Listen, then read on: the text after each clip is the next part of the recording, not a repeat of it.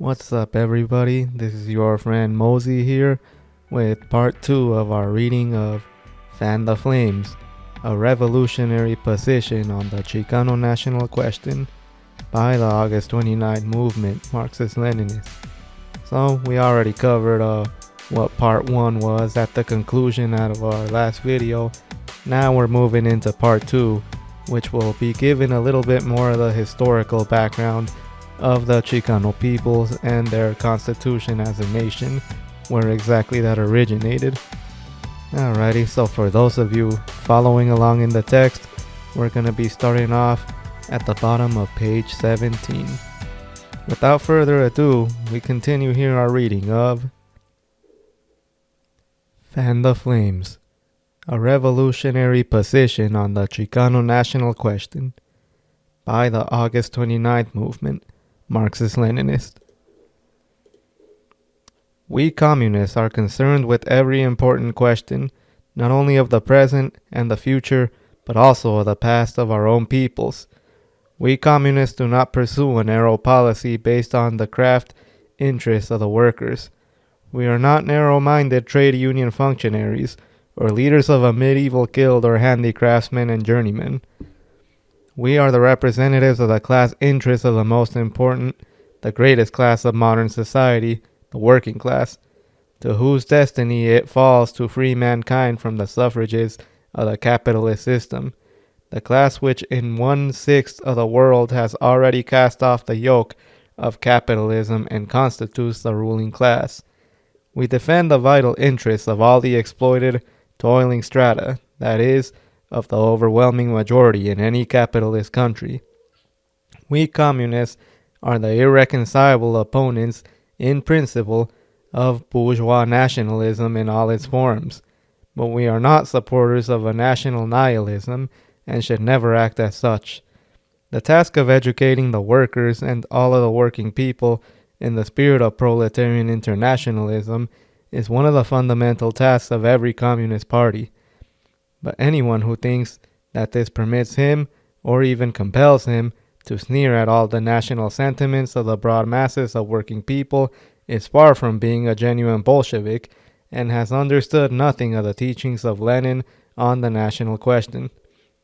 Lenin, who always fought bourgeois nationalism resolutely and consistently, gave us an example on the correct approach to the problem of national sentiments in his article, quote, On the National Pride of the Great Russians, end quote, written in 1914. He wrote, quote, Are we class-conscious, great Russian proletarians impervious to the feeling of national pride? Certainly not. We love our language and our motherland. We more than any other group are working to raise its laboring masses, i.e., 9/10 of its population, to the level of intelligent Democrats and socialists. We more than anybody are grieved to see and feel what violence, oppression, and mockery our beautiful motherland is being subjected by the czarist hangman and the nobles and the capitalists. We are proud of the fact that those acts of violence are met with resistance in our midst, in the midst of great Russians, that this mist brought forth Radishchev, the Decembrists, the revolutionary intellectuals of the 70s, that in 1905 the great Russian working class created a powerful revolutionary party of the masses. We are filled with national pride because of the knowledge that the great Russian nation, too, has created a revolutionary class, that it, too, has proved capable of giving humanity great examples of a struggle for freedom and for socialism, that its contribution is not confined solely to great pogroms, numerous scaffolds, torture chambers, severe famines, and abject servility before the priests, the czars, the landowners, and the capitalists. We are filled with national pride, and therefore we particularly hate our slavish past and our slavish present, in which the same landowners, aided by the capitalists, lead us into war to stifle Poland and the Ukraine, to throttle democratic movement in Persia and in China, to strengthen the gang of Romanovs, Babrinskis, Prushnichevs that covered with shame our great Russian national dignity." End quote. This is what Lenin wrote on national pride.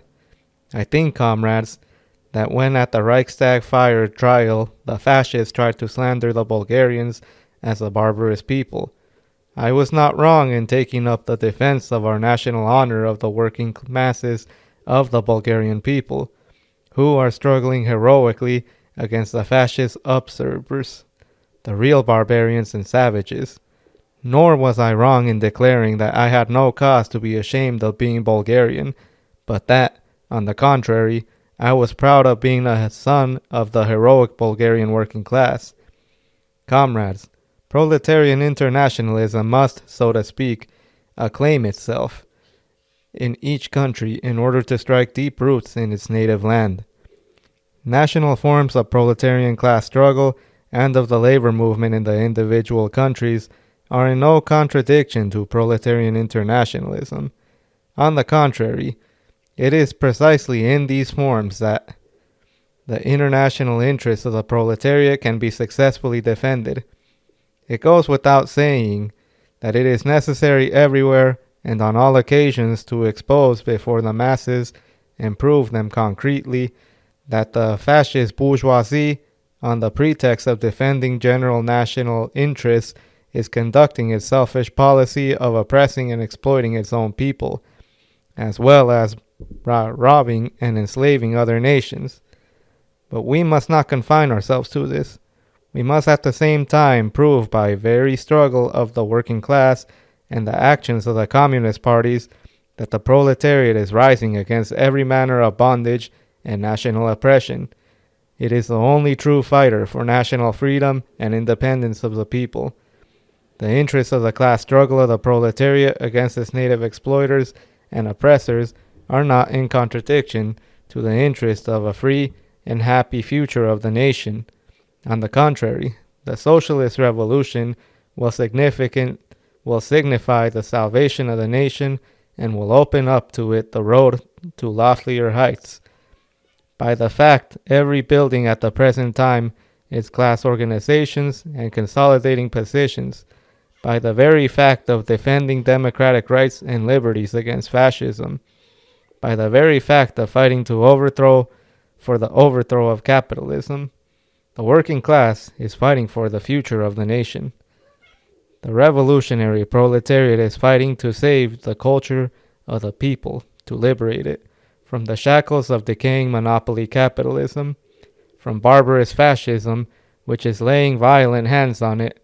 Only the proletarian revolution can avert the destruction of culture and raise it to its highest flowering as a truly national culture, national in form and socialist in content, which is being realized in the union of Soviet socialist republics before our very eyes.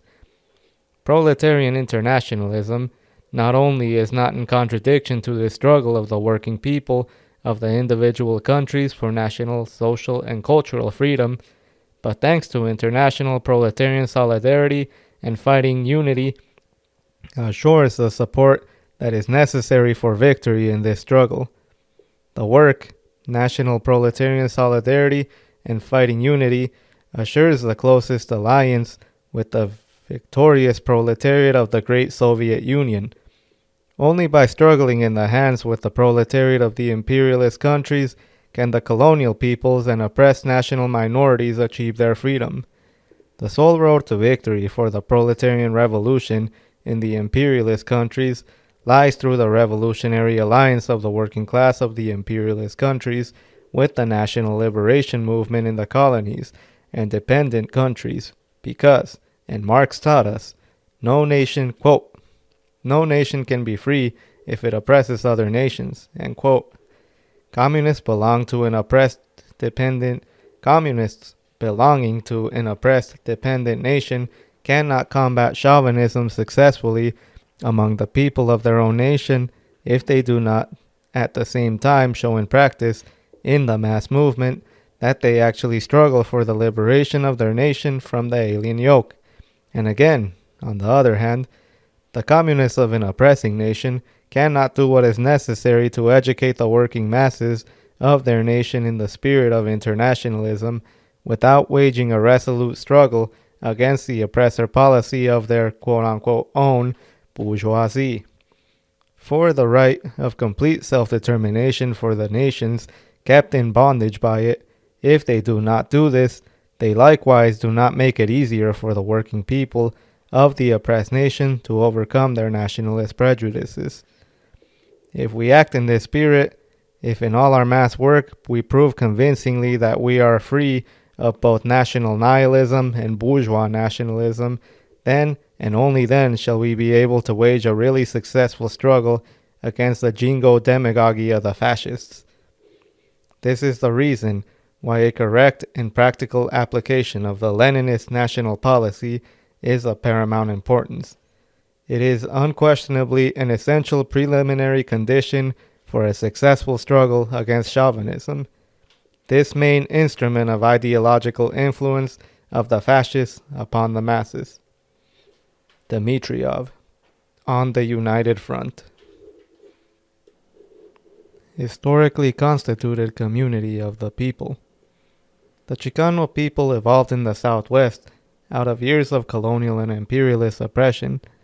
Their history is rooted in the history of capitalism, which, as Marx teaches us, emerged onto the world scene, quote, dripping from head to foot, from every pore, with blood and dirt, end quote.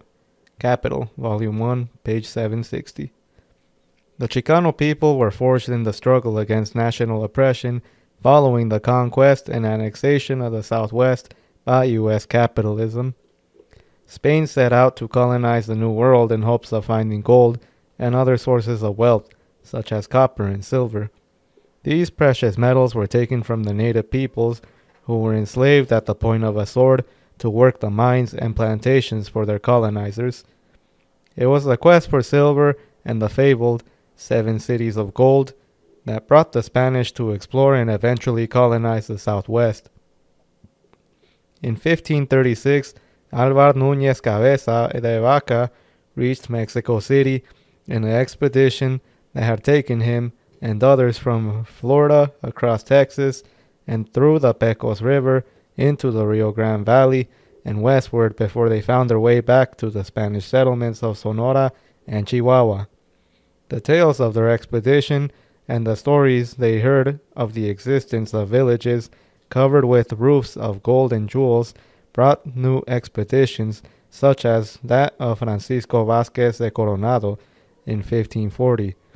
At the village of Tiguex, north of Albuquerque, Coronado found that the cities of gold were only pueblos of natives built high in the mountains. As punishment to the natives for the reality of their way of life, Coronado burned 200 natives at the stake, an act of which the native people never forgot, and which would be avenged by them in decades to come. The first colonization efforts in the Southwest began in 1598 and grew out of the discovery of silver in Zacatecas and the founding of a mine there in 1548. The discovery of labor to work those mines, which meant raids. The discovery of silver there in the southern regions of what is now Chihuahua brought a demand for labor to work those mines, which meant raids on the native tribes throughout the Southwest region. Between 1560 and 1821, when Mexico declared its independence from Spain, the mines of the Americas produced 2 billion and another 2 billion in ingots, which were sent to Spain. In this period, 2/3 of the world's silver passed through the port of Veracruz, and 20% of the world's silver came from the mines of Zacatecas alone. This plunder of the New World by Spain and other European nations amassed huge quantities of wealth in Europe and rapidly accelerated the development of capitalism in those countries, especially in England, where Spain and Portugal had amassed immense debts. McHenry, Short History of Mexico, page 51. Quote, the discovery of gold and silver in America, the extirpation, enslavement, and entombment in mines of the aboriginal population, the beginning of the conquest and looting of the East Indies, The turning of Africa into a warren for the commercial hunting of black skins signalized the rosy dawn of the era of capitalist production. End quote. Capital, Volume 1, page 751. In 1598, 250 years before the U.S. would forcibly annex the Southwest, the first efforts to colonize Nuevo Mexico began. Juan de Onate, one of the 4 richest men in Mexico who made his wealth off the mines of Zacatecas, left with 7,000 head of stock and 83 carretas, wagons, for el Valle de Rio Grande. When the Spanish entered the Southwest to begin colonization efforts, what did they find? The native people of the Southwest, unlike those of central Mexico, had not developed elaborate civilization or rich empires and gold and gems which the Spanish could plunder. Instead, they found in California mostly hunting and gathering peoples. Only in the Rio Grande Valley and the surrounding area did they find settled peoples who used farming and irrigation techniques. The Rio Grande was the lifeblood of their existence. In the southwest, at the edge of the desert, was the Senca. At the north, near the foot of the mountains, were the Taos Pueblo. On the East River, beyond the mountains, lived the Gran Quivira, Manzon, and Galisteo pueblos. And to the west were widely separated clusters, often built near the top of a prominent mesa where the residents could see any possible intruders for many miles. Here lived the Acoma, Hopi, and Zuni. In the half-dozen or so villages of the Rio Grande were probably 40,000 native peoples living at the time of the Onate expedition, with another 6,000 or 7,000 living in the mesas to the west. Surrounding the Pueblo natives were the Apaches, who roamed the various stretches of lands hunting, gathering, and raiding the settled peoples. Unlike the Apaches, the Pueblos, Hopis, Zunis, and other settled peoples lived in peace. They lived in a form of primitive communism, that is, there were no classes in society. Instead, the villages operated on cooperation with the division of labor, based mostly on sex and age, in which all participated. The villages existed as self-contained economies, and were autonomous from each other politically. Each had its own irrigated field, its own village council, and its own tools of production. Autonomous politically and independent from each other, the villages still came in contact with each other and did trade goods between themselves. Each tribe and locale had its artisans, and it was these products rather than tools that were usually traded. Quote, there was trade, which extended widely throughout the region, but there was no system of markets to encourage individuals or area specialization. The trade goods were rarely food or basic tools, but rather luxury and ceremonial items such as paints, feathers, shells, semi-precious stones, and other unique produce and handicrafts.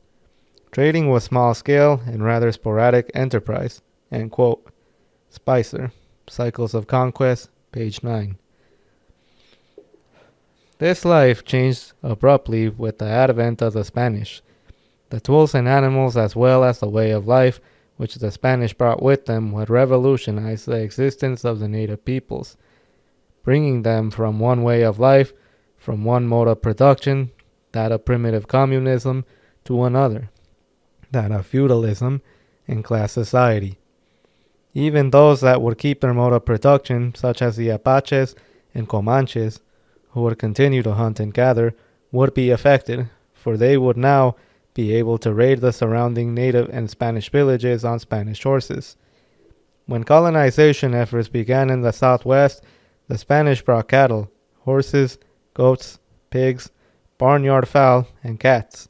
From Europe, by way of Mexico, they brought the first hoes, spades, grinding stones, clamps, plows, files, and pliers used in the region, and the first wheels that turned on the soil of the Americas, as well as the first wagons.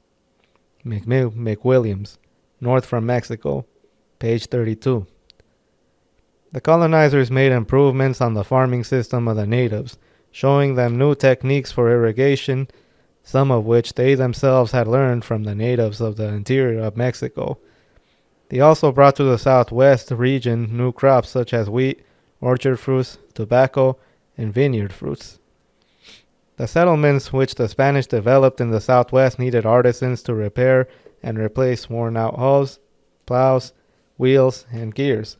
So they trained the natives and the mestizo offspring of the Spaniards and native people to be blacksmiths and to construct buildings in the architectural designs of New Spain.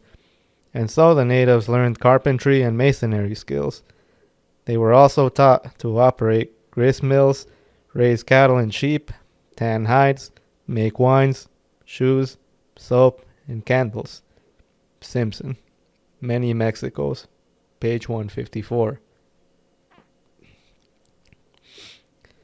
And so, all the productive forces characteristic of feudalism that were not already present in the Southwest were introduced by the Spaniards. The smelting and working of the iron, quote, the smelting and working of the iron, the spread of the iron and the loom, the further development of agriculture, horticulture, viniculture, and dairying, the appearance of manufactories alongside of the handicraft workshops, end quote. Stalin, Dialectical and Historical Materialism, page 36.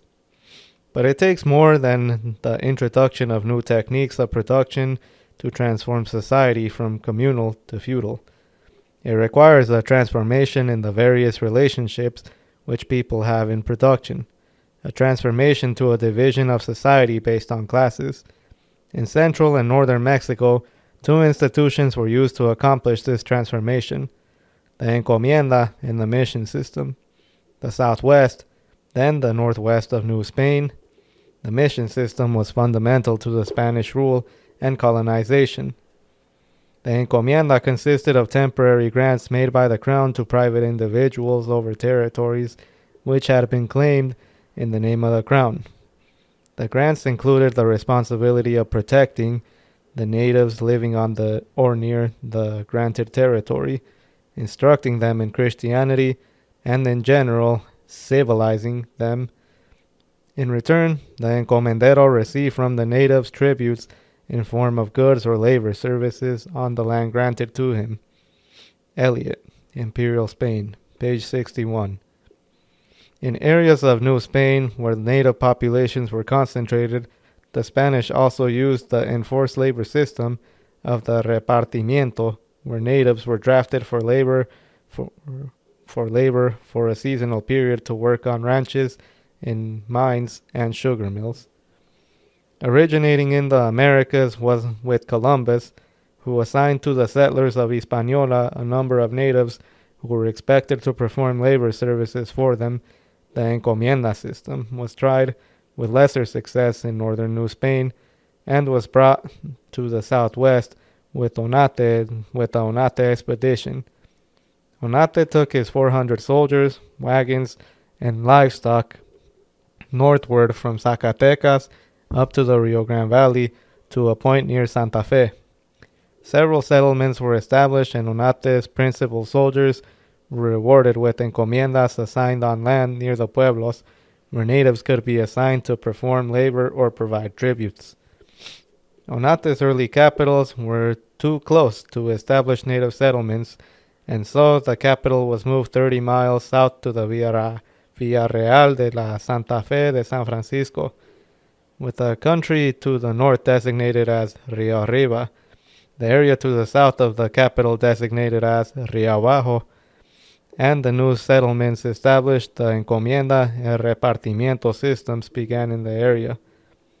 Through the encomiendas, the pueblo villages contributed an annual tribute to the encomendero, usually consisting of maize and cotton blankets.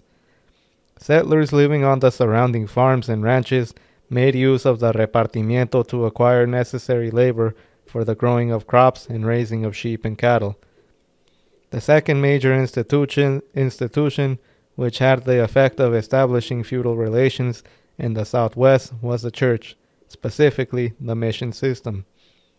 The church was the educational and scientific center of feudalism, and the priests and missionaries were its intellectuals. When the encomienda system failed to work out in northern Mexico with the Chichimecas, it was the mission system that carried through on the task of colonization.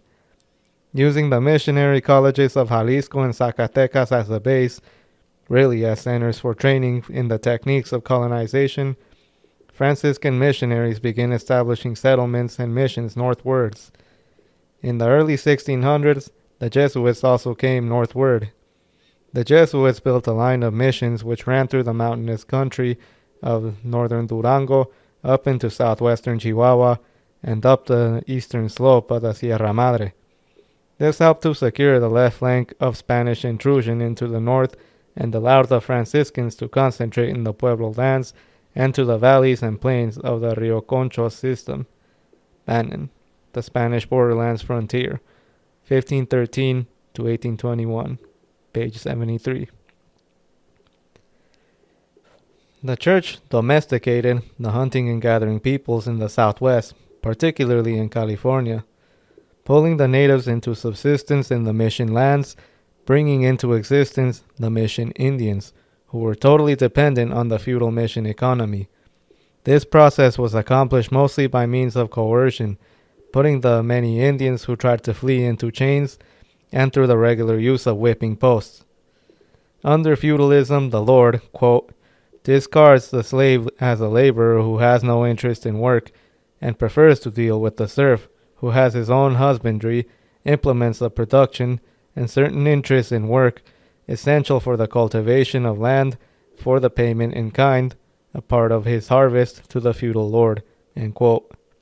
Stalin, Dialectical and Historical Materialism, page 36. How did this work with the mission system?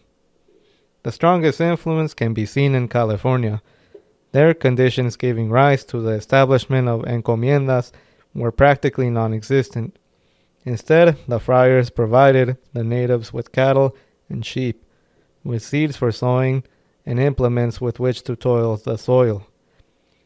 As soon as returns of the harvest were more sufficient to meet the needs of the natives, they were taught to exchange surplus for blankets, clothes, animals, tools, household utensils, etc., most of which were controlled by the missions at rates determined by them. In addition, the natives were expected to give a certain amount of their produce to the church for its needs. Blackwell, Spanish Institutions of the Southwest, page 98.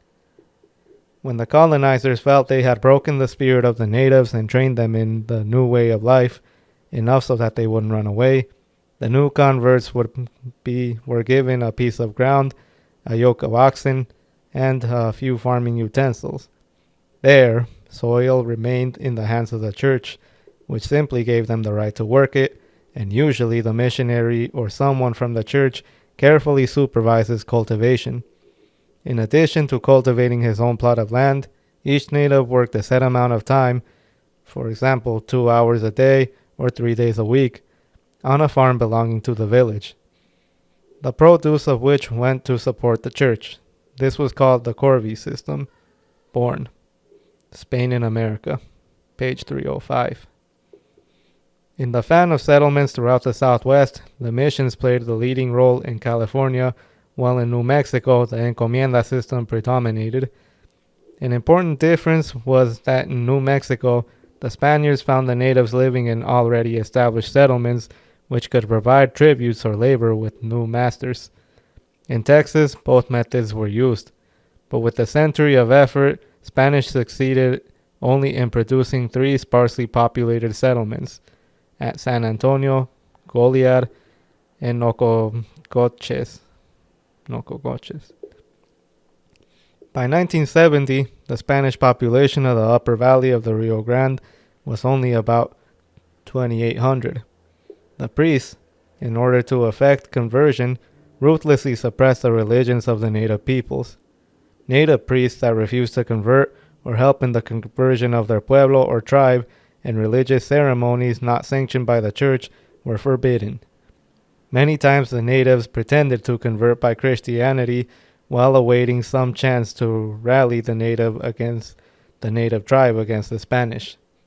In 1980, Pope of San Juan led a revolt of the Pueblo Indians against the Spanish.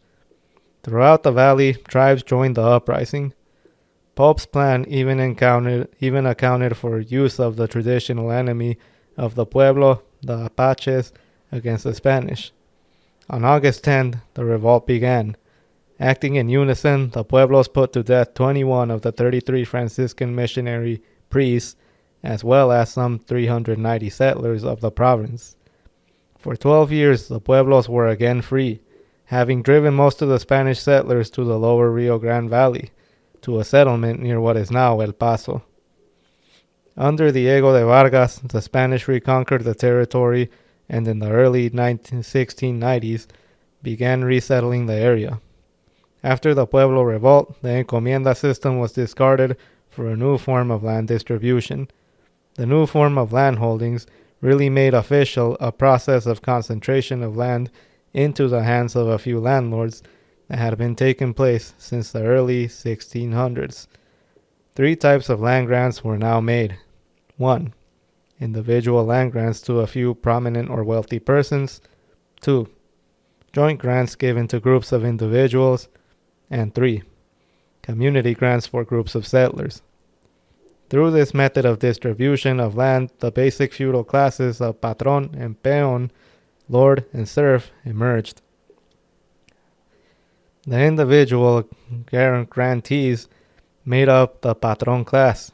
Common lands used, or intended for use, by all inhabitants of the area as pasture lands were gradually taken over by 2 or 3 of the largest livestock owners in the village, and area residents became the laborers of peones on the land of the patrones.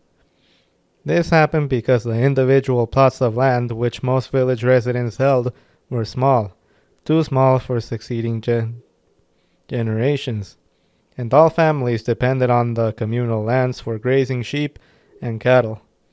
When these common lands were taken by the large stock owners, most village residents were forced to depend on the large livestock owners to supply them with meat, wool, etc., and to get these necessities they had to work on the land of the patrones. Thus came into existence the haciendas in the southwest. Another type of patron-peon relationship that existed in the southwest was the partido system. Under this system, the peon was given a breeding herd by the patron, for which he was required to return to the patron at the end of the year 20 lamb for every 100 ewes in the original group of sheep given to him. The renter, peon, would rent rams to breed his ewes from the patron, and would sell lambs and wool exclusively through the owner, patron. In addition, the peon was required to return, upon demand, a breeding herd of the same size and age he had been given, and was responsible for all costs and losses. From the vast lands which they controlled, the patrones would grant the peones grazing rights to graze their newly acquired herds. In this way, the patrones expanded their herds, extended their actual use of lands under this domain, and succeeded in further squeezing out independent livestock operators. The tenant received profits from the sale of wool, excess lambs, and earned future grazing rights as the herd under his supervision expanded, which he could rent at a set price from the patron. Despite the differences being between the settlements in the Rio Grande Valley and in California, the resulting concentration of land holdings and use of labor was essentially the same. In California, missions monopolized grazing lands and labor, while in New Mexico, which then included much of Texas, Colorado, and Arizona, the encomienda and later the hacienda formed the basic land unit. The missions in California, however, acted as an obstacle to the expansion of the hacienda system, to private ownership and control of the land, and to debt peonage as opposed to other feudal relations. This hold by the church in California would be broken in 1833 with the secularization of mission lands and the distribution of lands and livestock to private land grant holders. Even so, in both areas, Spanish domination meant enforced labor of natives and their mestizo offspring to hacienda and mission feudal lords. In the last 100 years or so of Spanish rule in the Southwest, the settlers themselves changed. At first, Spain sent only soldiers, priests, and some families which had come from Spain by way of Mexico. After the defeat of the Pueblo Revolt, however, this changed. For example, 67 families listed as Españoles Mexicanos came with Diego de Vargas to resettle the area. It appears all were born in Mexico, and many, if not most, were descendants from the native peoples in Mexico. Swadesh, Los Primeros Pobladores, page 20 to 21.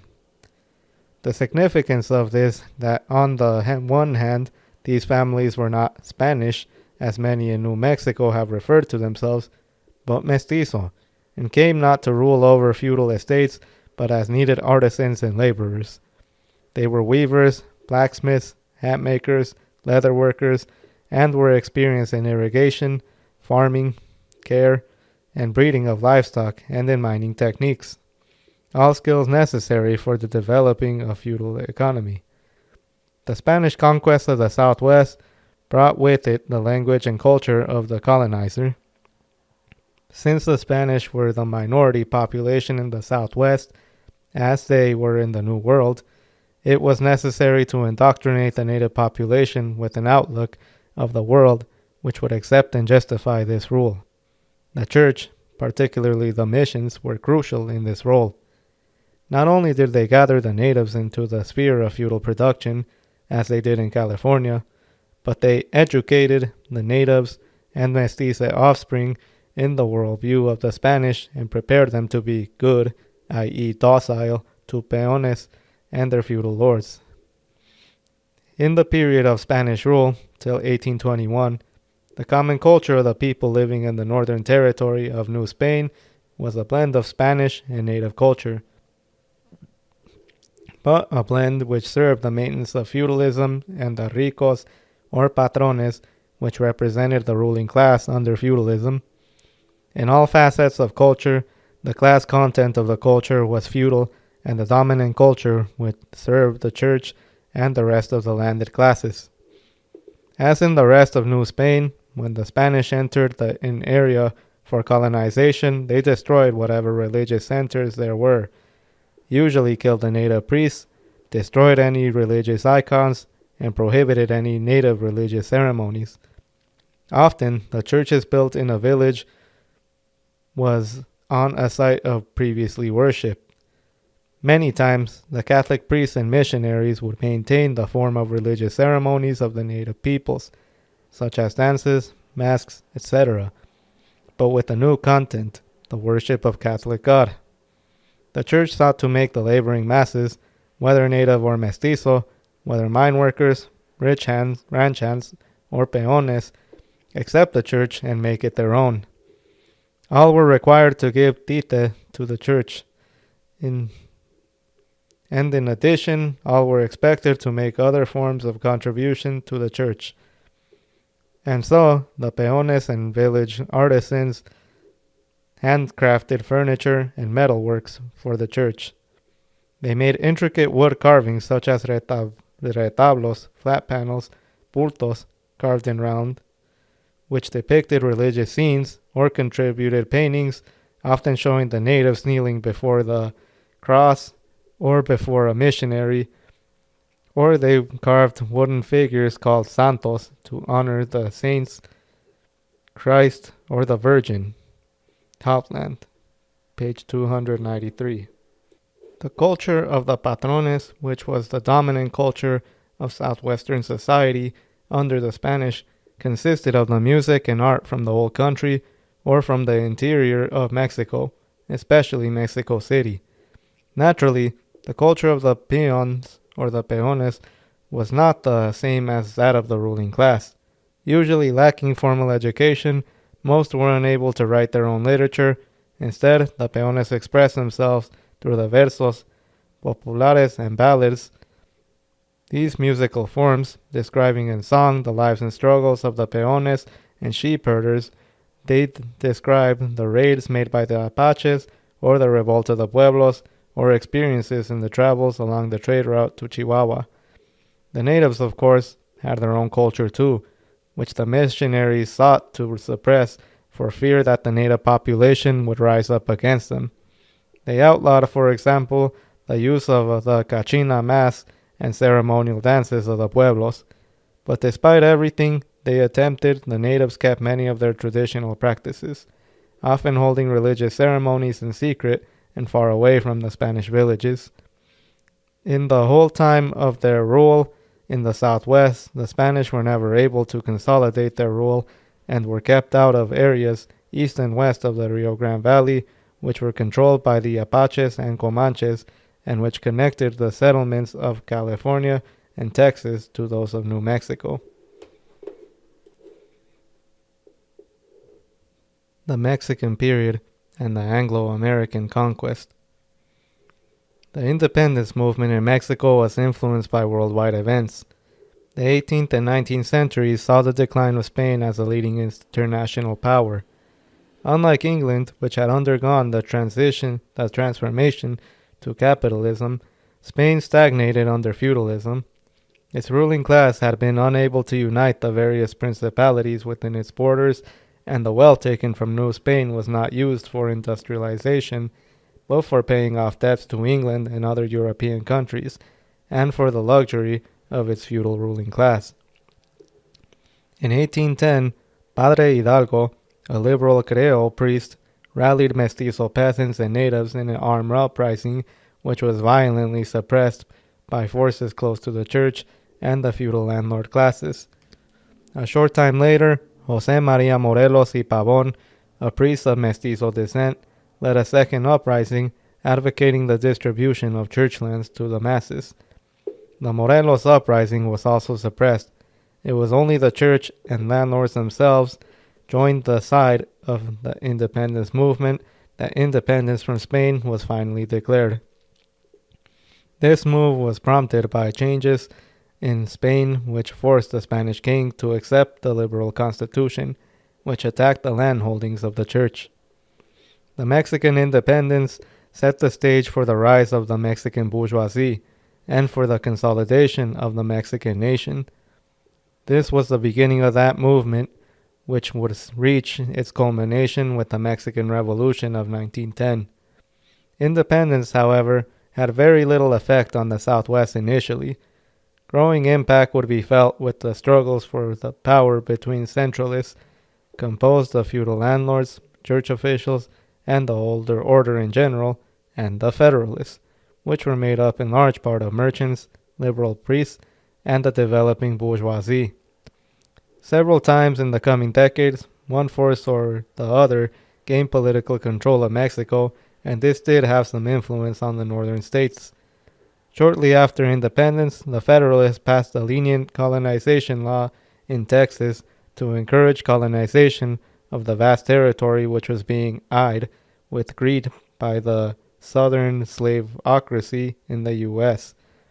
The new law would allow immigration by Anglo-Americans for the purpose of settlement in the area, provided that they agree to 1. Obey Mexican laws, 2. Become Mexican citizens, and 3. Adopt the Catholic faith. These actions were taken in the face of an objective reality. Since 1716, when the first missionaries were established in eastern Texas, the Spanish had failed to colonize the area.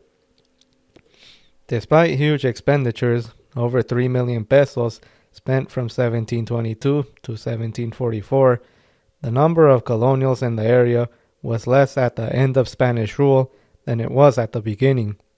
The new Mexican government found themselves faced with governing a vast territory bordering on the expansive slave South with only 3 settlements with a population of about 4,000. In 1821, Stephen Austin founded a settlement of San Felipe de Austin. The Mexican government gave this grant with the dual purpose of fending off attacks by natives on the settlements between the Rio Neuses and the Rio Grande and on San Antonio, on the one hand, and the filibustering quote-unquote raids of the Southerners into Mexican territory. Soon, Anglo-Americans were receiving grants and settling in Texas in great numbers. By 1830, there were about 20,000 Anglo-Americans in Texas, along with 2,000 black slaves. The new settlements were introducing into the area production of cotton, and most importantly, the use of slave labor. In 1830, the Centralists came to power in Mexico. They saw the potentials of cotton production in Texas and trade between Mexican and the United States with cotton. Such trade was already going on in Texas, north of the Rio Nueces at least, was already becoming integrated into the economy of the U.S. to stop what they feared as a certain seizure of the land by Southerners. The Mexican government outlawed slavery in 1829, and in 1830 the Centralist government outlawed further immigration by Anglo-Americans. The actions of the Mexican government only hastened the aggressions of the slavocracy. There had already been several attempts by Southern-backed Anglo-Americans to quote-unquote liberate Texas. This quote-unquote filibustering, as it was called, stepped up with new Mexican laws. Using as the pretext the Centralist repeal of Federalist liberal constitution, the Texans, Anglos, held a convention to demand a repeal of the restrictive immigration laws. In 1833, they met again, this time writing a constitution for a virtually autonomous Texas. In 1835, a provisional government was established and the quote-unquote independence declared. To suppress the latest drive of the slavocracy, the Mexican government dispatched an army of 4,000, led by Santa Anna. After several victories, was defeated by the Texan forces at the Battle of San Jacinto. Shortly thereafter, the newly independent Texas Republic legalized slavery and quickly sought admission into the U.S., something it would not achieve for 9 years, due to Northern opposition in the Congress. During this entire period, the new Texas Republic would claim territory extending far west of its actual boundaries, deep into New Mexico, and far south of the Rio Nueces, into the Mexican territory of the Rio Grande. It was this disputed claim that would later be the pretext used by the U.S. for its expansionist war with Mexico. The reaction of the Californios to independence and what it meant for the intervention into the territory by the Anglo-Americans was much different than it was in Texas. Rather than the slavocracy, it would be the Yankee merchant, the rising capitalist class in the U.S., that would extend its influence under the Mexican regime to California. It would mean eventual Anglo-American control of trade, as well as the transfer of lands from missions to haciendas. Prior to 1810, missions, presidios, and scattered villages in California were supplied by ships from San Blas, which brought the settlements plows, hoes, and other utensils in exchange for hide and tallow, both essentially the monopoly of the missions. However, in 1810, independence wars engulfed New Spain, especially in Mexico, and so the Spanish vessels at San Blas were dispatched south.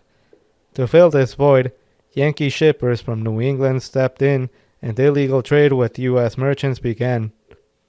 When independence was declared, it shook Alta California. In 1822, a junta called of representatives of the presidios, missions, and villages and allegiance was sworn to the new government. Ravaged by the independence struggles and the treasury drained by Spain in the closing days of its rule, the Federalists negotiated huge loans from England and France and adopted the policy of trade with foreign countries. They opened up a small number of official ports through which all goods held to pass for inspection and taxation. Despite the fact that California was cut off from communication with Mexico, it immediately instituted the new policy of trade with foreign countries, granting the trade rights with the U.S. and England. In 1822, agreements were signed with the English partnership of McCulloch and Hartnell, and the same year, Bostonian merchants Henry Geisler and William Gale, already well known in the area as smugglers, began official trade between California and the U.S. The trade in hides and tallows with the U.S. opened a new market for California goods and increased demand for cattle. However, much of the best grazing lands were held by the church, especially the missions. This restricted the further development of the ranchos and brought pressure on the Federalist government for the seizure of the holdings of the church. The secularization of the mission lands, that is, their seizure and sale or grant to private individuals, was the result of this pressure on the Federalist government by the rancheros in California. With the rising cattle trade as impetus, the huge mission tracts were carved up into ranchos, often stocked with cattle taken from the missions. The law allowed for the sale of the land as well as for its distribution in small plots to the natives, also called mission Indians. These small plots fell into the hands of large landowners that controlled grazing lands and water rights, and in short time the newly freed natives found themselves once again as peones on the new ranchos and haciendas. The sale of the mission lands came a full decade after the opening of trade with the Anglo-American merchants, and 9 years after the Mexican Congress passed a law allowing foreigners to settle in California, conduct businesses, and own land. Many Anglos did just that. Using profits from their trade, they bought land and made loans with interest to the new rancheros and hacendados who raised the cattle the merchants brought. Later, during times of economic crisis for the rancheros, these Anglo-American merchants and usurers gained much control of the land. Of the three regions, el estado de Nuevo Mexico was the most isolated of the three Mexican states. But as with the other areas, the new trade laws of the Mexican government would have profound effects on New Mexico. Within New Mexico, various types of trade had developed under colonial rule. The settlers had conducted trade with the Apaches, Navajos, and many New Mexican merchants traveled deep into native lands to trade with the Kiowas and Comanches. The second type of trade was between New Mexico and the interior of New Spain, especially with Mexico City by way of Chihuahua.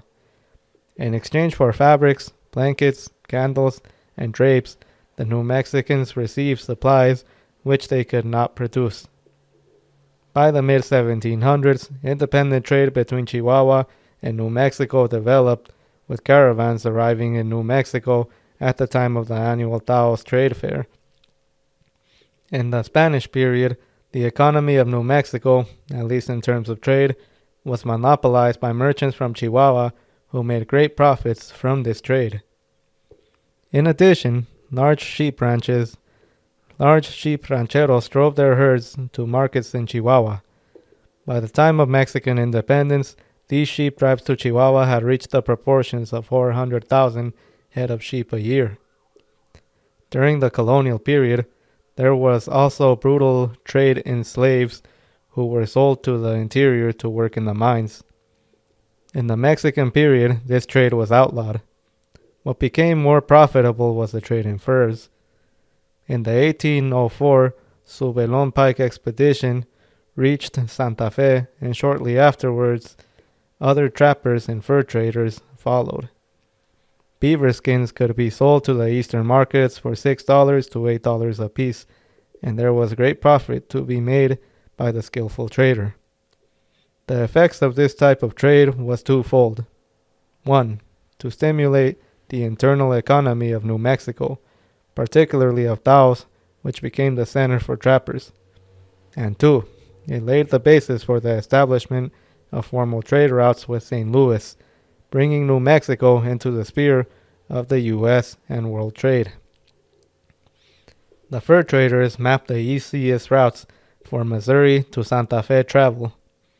An overland path which allowed wagons to travel from Independence to Santa Fe was discovered by William Backnell in his travels in 1822.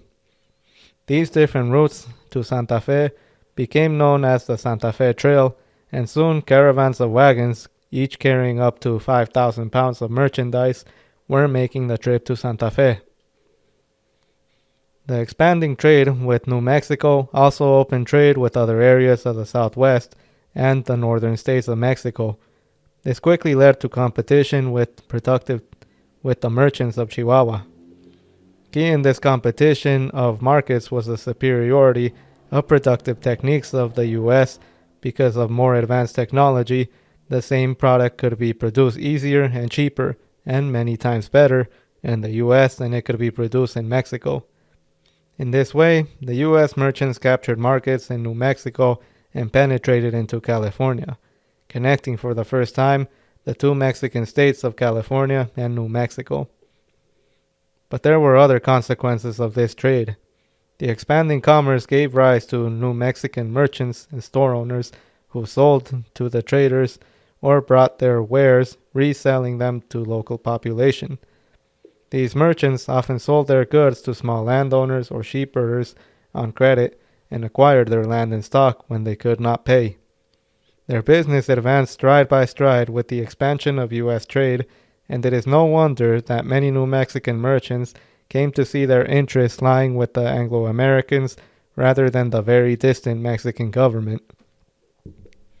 The rise of mercantilism in the Southwest and the growing influence of the Anglos in New Mexico did not go unnoticed by the patrones. Prominent families such as the Chavezes and Orteros had already come to see mercantilism as a wave of the future by the early 1830s, and began venturing from ranching into the growing trade industry. In fact, some New Mexican families sent their sons to parochial schools in St. Louis to learn English and be trained at West Point Landing and Independence. This reflected the importance of English in commerce and the understanding of the more far-seeing vendidos that the Anglo-Americans were taking over the land as well as its economy. When J. Francisco Chavez, for example, was sent to school in Missouri in 1841, it was the following words from his father: "The heretics are going to overrun all of this country. Go and learn their language, and come back prepared to defend your people." Lamar, The Far Southwest, page 49. The merchant class and small handicrafts production which existed in the Southwest, particularly in New Mexico prior to the conquest of the Southwest and its annexation by the U.S., did not represent the national bourgeoisie. Production was not conducted by workers receiving a wage from a capitalist that owned the tools and other means of production.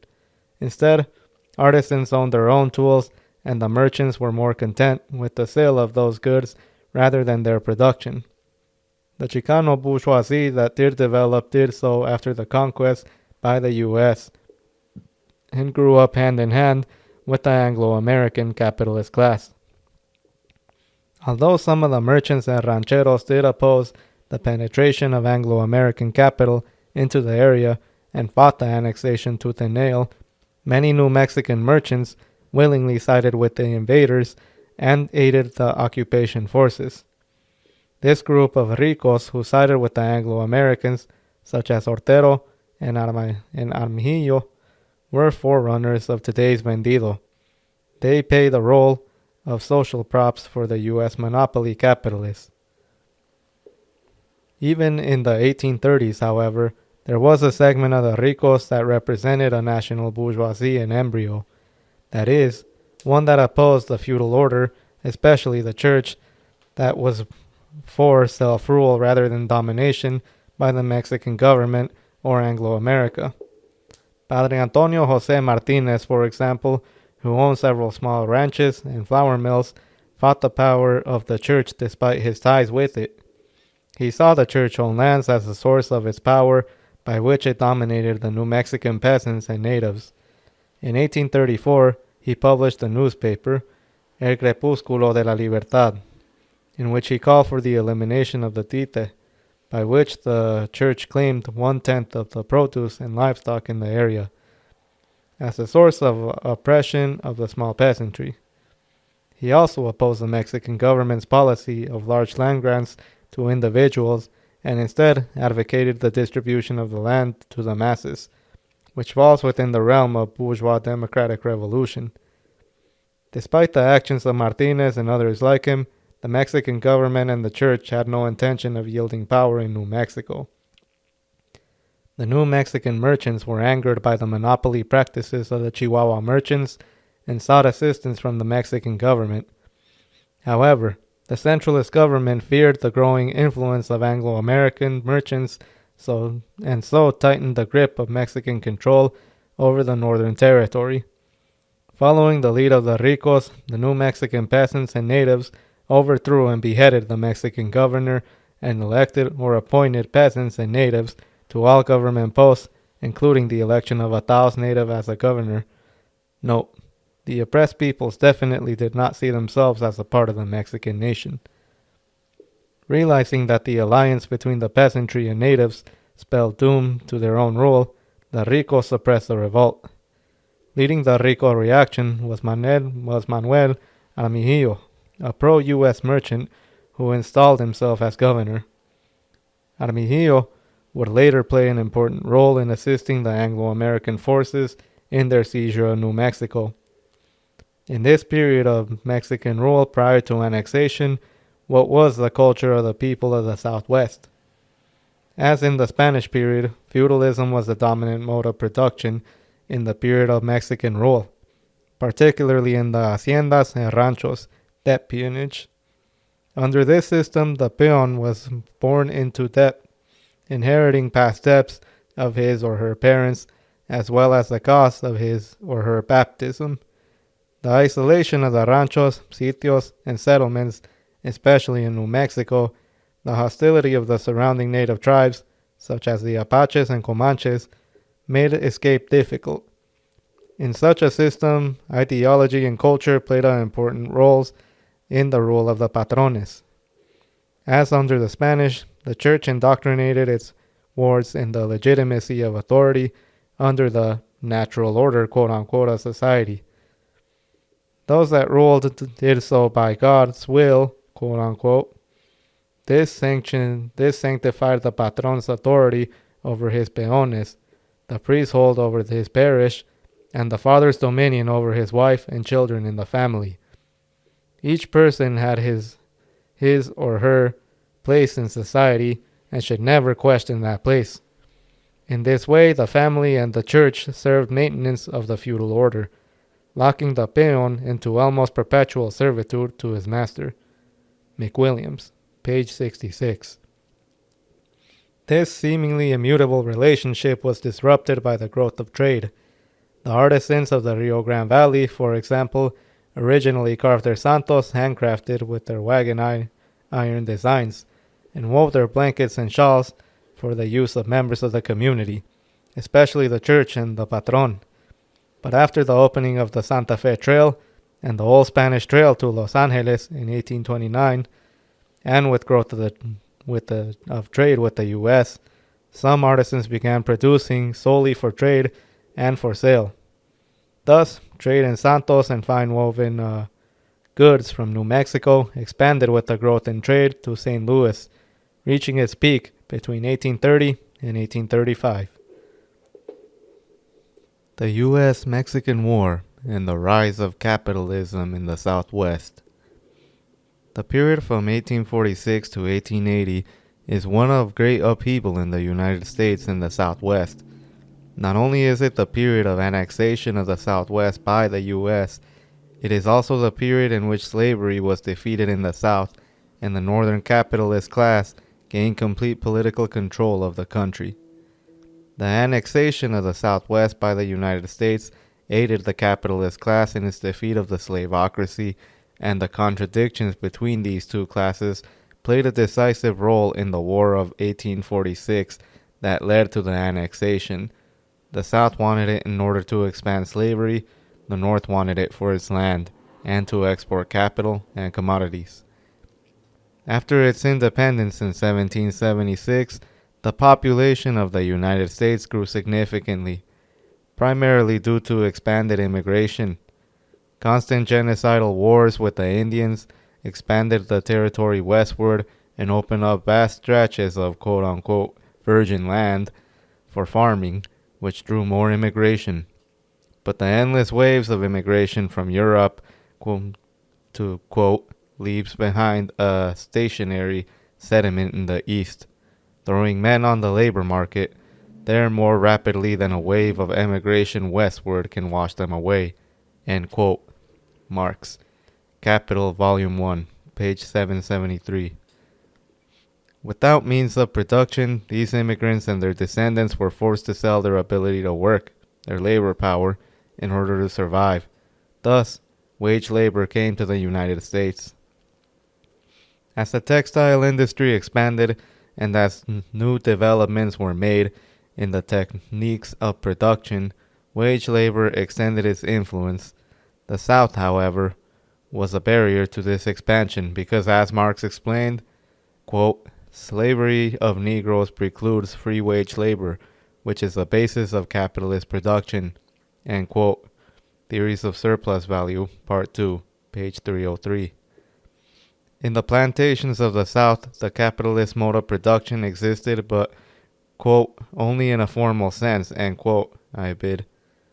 The slave master and landowner intended all production on the plantation for the world market, but the relations of production between the landowner and the plantation slaves were not wage labor, but slave relations. What was the significance of this for the Southwest? Slavery is an inefficient mode of production in which the slave has no concern with what he produces and has no incentive to increase productivity. In addition, the plantation crops such as cotton quickly exhausted the soil. This meant that the growers continuously needed to seek new lands. Marx describes this as an economic law, quote unquote, which meant that unless slavery could continuously expand its domain, it would be, quote, doomed to gradual extinction, end quote. On America in the Civil War, page 58. The slaveocracy represented only a handful of white landowners in the South, who themselves were a minority compared to the black population. The slave owners realized that they could not maintain their political sway, even in the South, without, quote, constantly throwing out their white plebeians the bait of prospective conquest within and without the frontiers of the United States, end quote. I bid. And this they did, first with Texas in 1835, and then with the rest of the Southwest a decade later.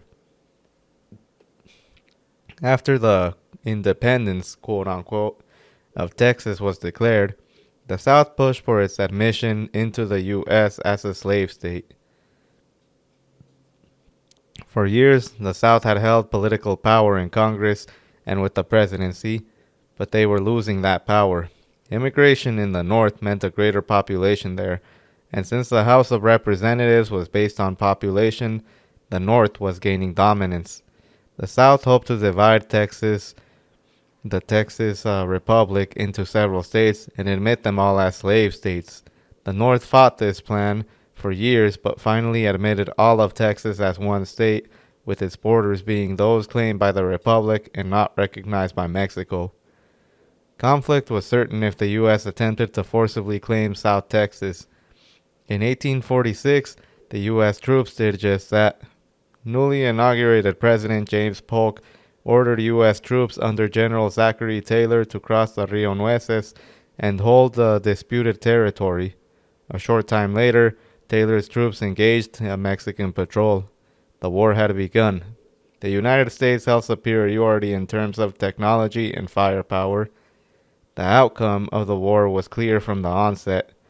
Despite numerous victories for the Mexicans and great bravery in defense of their country, the U.S. troops continued to advance, raping, looting, burning, torturing, and brutally murdering everything in their path. Children were murdered in front of their parents, and churches were desecrated or destroyed by the mostly Protestant Anglo-American forces. So atrocious were the actions of the troops that 250 Irish Americans went over to the side of the Mexican troops to help them on their just cause. 80 of these 250 were executed for their actions after the war. On September 13, 1847, U.S. troops led by General Winfield Scott attacked Mexico City. A short time later, the war was over, and on February 2nd, 1848, the Mexicans agreed to the Treaty of Guadalupe Hidalgo, in which the present borders of Texas were agreed to, and the entire Southwest was ceded to the United States in exchange for $15 million. The Treaty of Guadalupe Hidalgo is an important document. Other than the Native Americans, no other people living within the boundaries of this country have a formal treaty with the United States government concerning the treatment of its people by the government. Articles 3 and 9 of the document concern the treatment of Mexicans remaining in the territory after occupation by the U.S. significantly. Article 10, which guaranteed the protection and validity of, quote, all superior and pending titles to property of every description, end quote, was deleted by the U.S. Senate before the treaty was ratified. Acuña, page 28 and 29. The treaty would again become important in the history of the Chicano people in the late 1960s, when the Alianza Federal de Mercedes would demand the return of the land taken after the war to those holding rightful deeds. In the Southwest, the annexation would mean colonization, economic development, and the rise of capitalism within the area. And for the United States, the victory would mean new sources of wealth which poured into the pockets of the rising capitalist class, and would mark a shift in the balance between the slaveocracy and the bourgeoisie in favor of the latter. The possible consequences of the war had not gone unnoticed by the merchants and industrialists of New England at the outbreak of the war.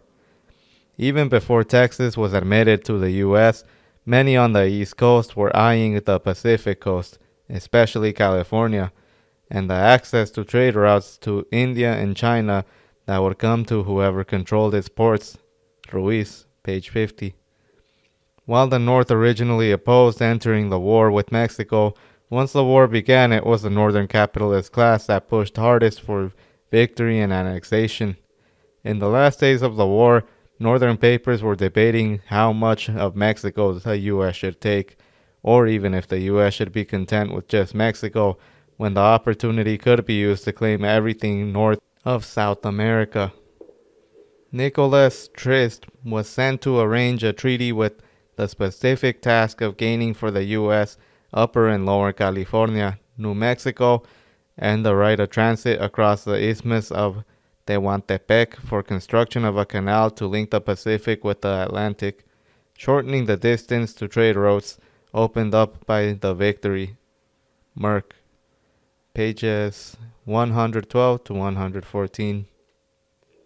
In order to justify this expansionism, the capitalist class and slaveocracy resorted to the notion of manifest destiny, quote-unquote, i.e., that the U.S. was much more enlightened and democratic than the rest of the hemisphere, and that it was the destiny of its people to rule over the entire continent, along with the notion of white man's burden, quote-unquote, i.e. to protect and govern the quote-unquote helpless non-white people.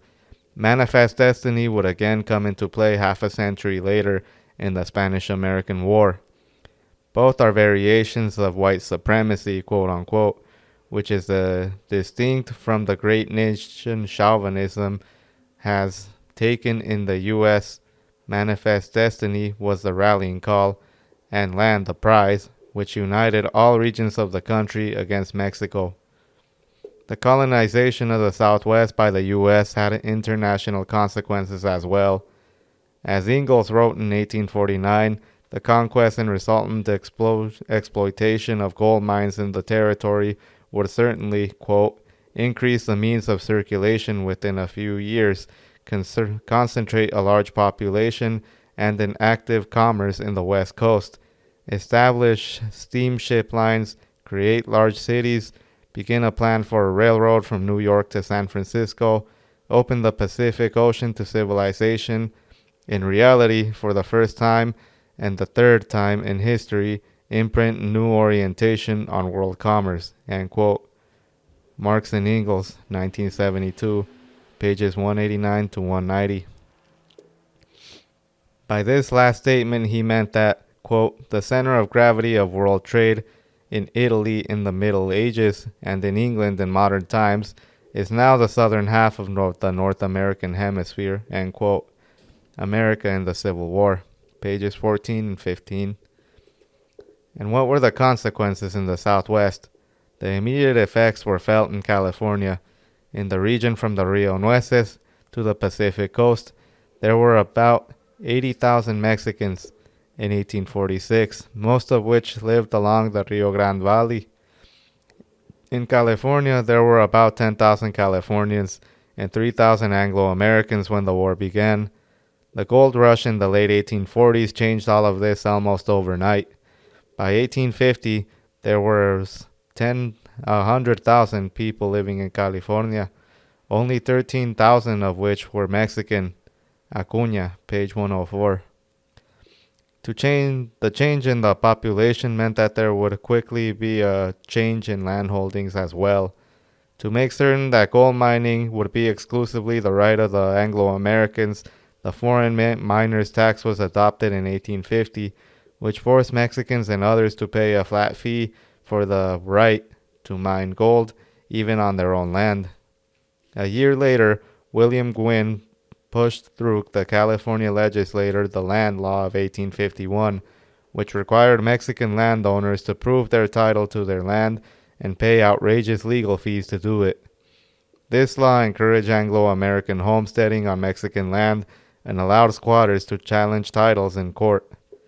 Of course, land was not taken legally or by fraud, was often taken at gunpoint, and Mexican miners and small farmers were terrorized and their homes burned to ashes to force them off the land. But what really proved decisive in the takeover of lands by the Anglo-Americans was defaults on loans borrowed by Mexican rancheros from Anglo merchants. After the gold rush began in 1849, the market for beef grew with the sudden increase in the population. To expand their herds, many Californios borrowed money from Anglo-American merchants who were made wealthy through increased commerce during the gold rush. Decline in demand for California cattle after 1860 and competition from new Mexican sheep producers, plus a series of heavy droughts, all hit the rancheros hard. Loans taken at exorbitant interest rates and the sudden increase in property taxes in those years strangled the rancheros, forcing them to sell their land to Anglo-American land syndicates. This period also saw the end of Mexicans holding any kind of political power. By 1851, all native Californios had been excluded from the state senate. By the 1860s, only a few remained in the assembly, and by the 1880s, none would be found in public office in the state.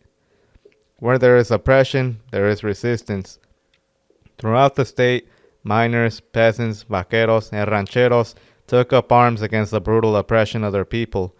Labeled as bandits, quote-unquote, by the Anglo-American press, they represented heroes to the Mexican population. Persons like Francisco Ramirez, Joaquin Murrieta, Tiburcio Vázquez, and Juan Flores. Vázquez, for example, was given the name El Patrio, the native, quote-unquote, by his people, and ballads and corridos were written about him and the others, seeing what he was doing as a defense of his people, and as part of a struggle against the forcible takeover of California. He told his followers, quote, given 60,000, I would be able to recruit enough arms and men to revolutionize Southern California, end quote. Jacobs, Volume 1, page 296. But despite the heroic struggle of the Mexican people, California was taken and quickly made a state. Tiburcio Vázquez, quote, we already read that quote. Back to the text. In the 1869, the Anglo-American capitalist class succeeded in building the Transcontinental Railroad. Several things resulted from this. 1. California markets were open to the East Coast. 2. It stimulated the rise of manufacturing and industry in the Southwest, especially in California. 3. It further concentrated the wealth and land of the Southwest in the hands of the capitalist class and gave rise to a class of wage laborers there. All in all, this meant that California was integrated into the economy of the U.S., and that semi-feudal relations of production were replaced by capitalist relations, i.e., wage labor. In New Mexico, the struggle for political control has a long history. Anglo-American merchants were entering land speculation, and with the help of New Mexican ricos like Governor Manuel Armijillo and Cornelio Vigil, the House Justice of the Peace, they began to conspire for land grants. Charles Bent and others formed the American Party to run candidates for political offices, which would help them secure land and rights for the exploration of minerals.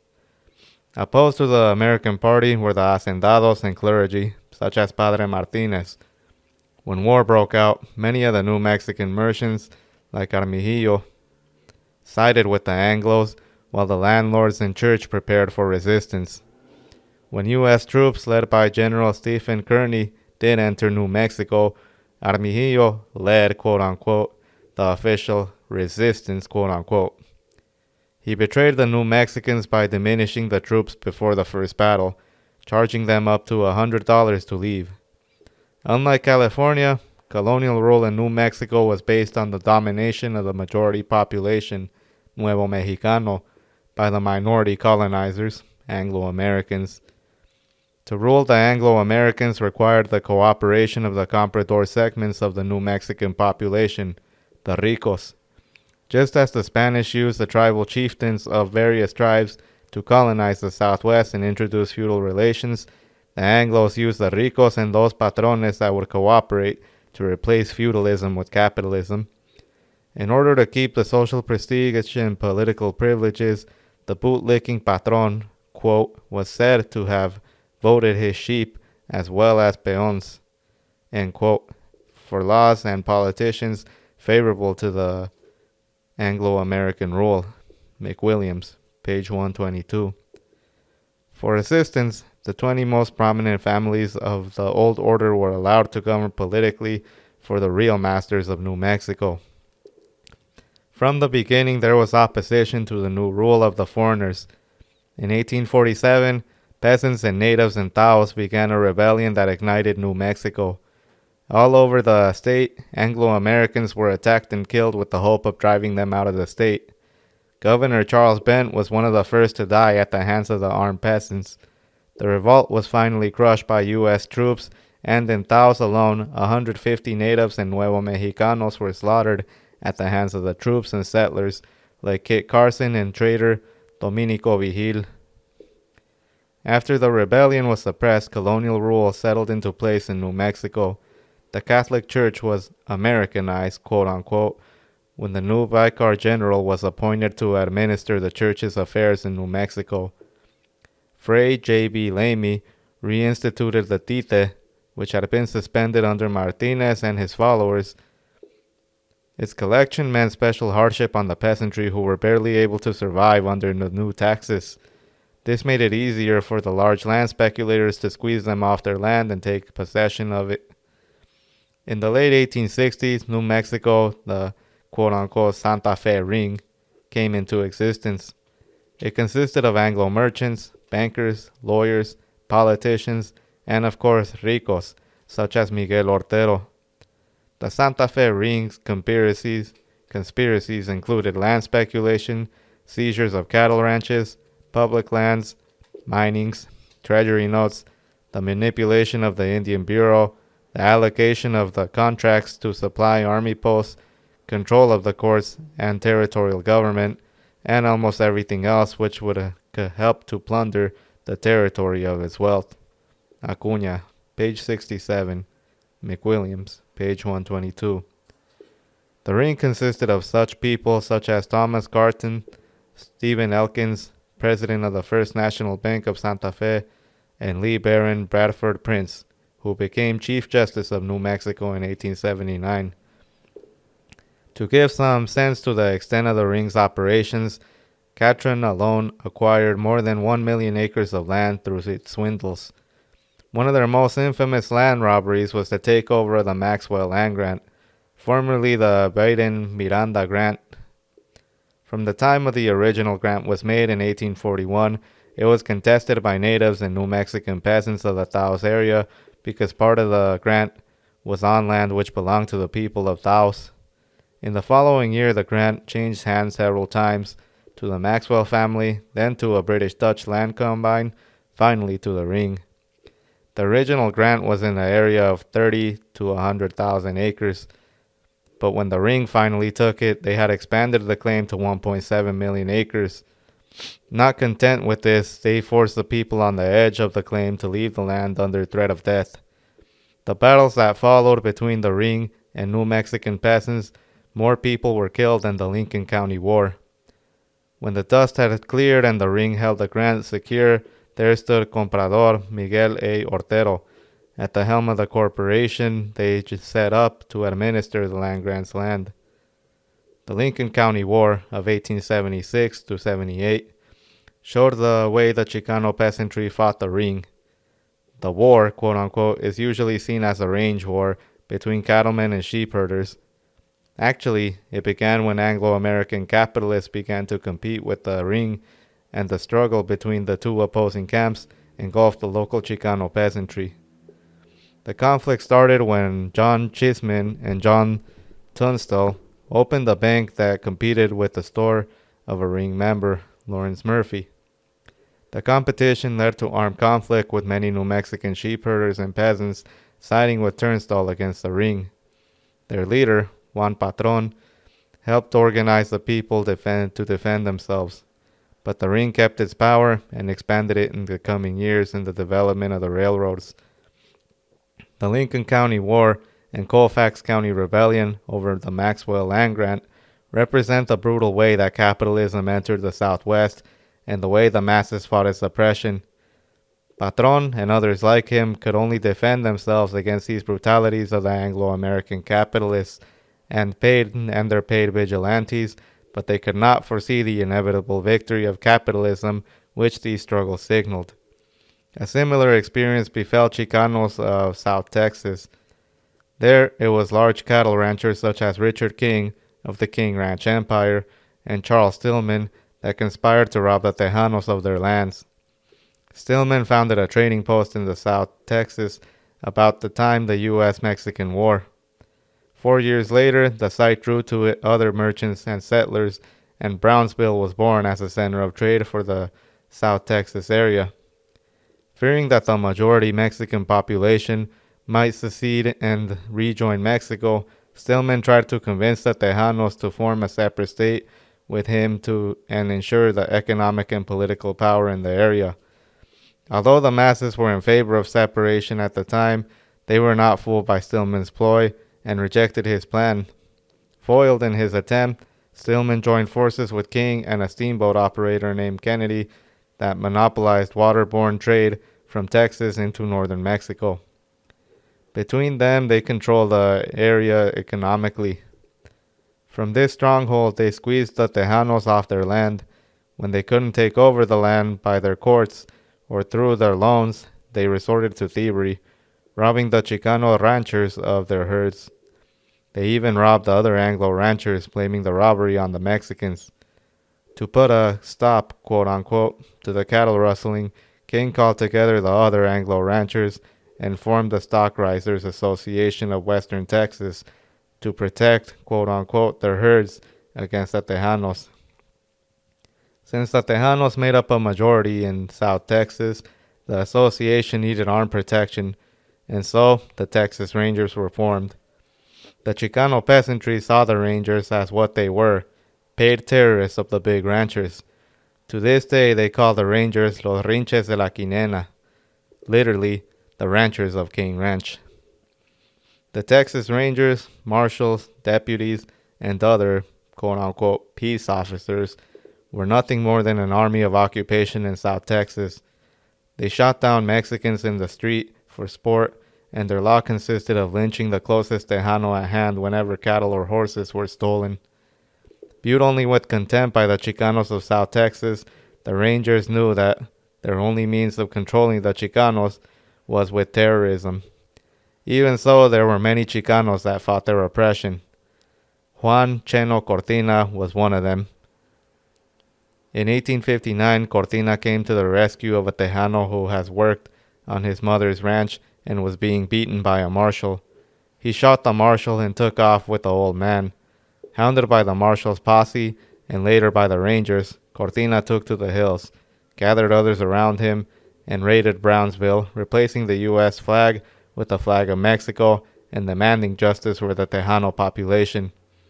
In the following years, Cortina formed an army of 12,000 Tejanos that fought and defeated time and time again the Rangers, the Texas Rangers, the Brownsville Militia, the Mexican army at Matamoros, which also oppressed the Mexican population on the Mexican side of the Rio Grande. Cortina formed a secret organization, Las Águilas Negras, in South Texas, issued a proclamation calling for Chicanos to join it, and demanded that the rights guaranteed in the Treaty of Guadalupe Hidalgo be respected. For 30 years, Cortina and his group defended their homeland against the colonizers. Their bravery set an example for others that fought for the liberation of the Southwest for years to come. As in South Texas, Chicanos in El Paso also fought conspiracies to take their land from them. In 1870, the population of El Paso had grown to 12,000 and was about 80% Chicano. Still, all political positions were held by Anglo-Americans. About 100 miles from the town were the salt beds, which were traditionally held communally. W.E. Mills and Charles Howard, part of the El Paso salt ring, claimed the salt beds and began charging the Tejanos for the right to use them. Led by Chico Varela, the Chicanos armed themselves and seized the beds, killing Howard and his guards, Texas Rangers. Hearing of the defeat, Rangers stormed El Paso and quickly suppressed the movement there, making the salt beds once again safe for the Anglo-American exploitation.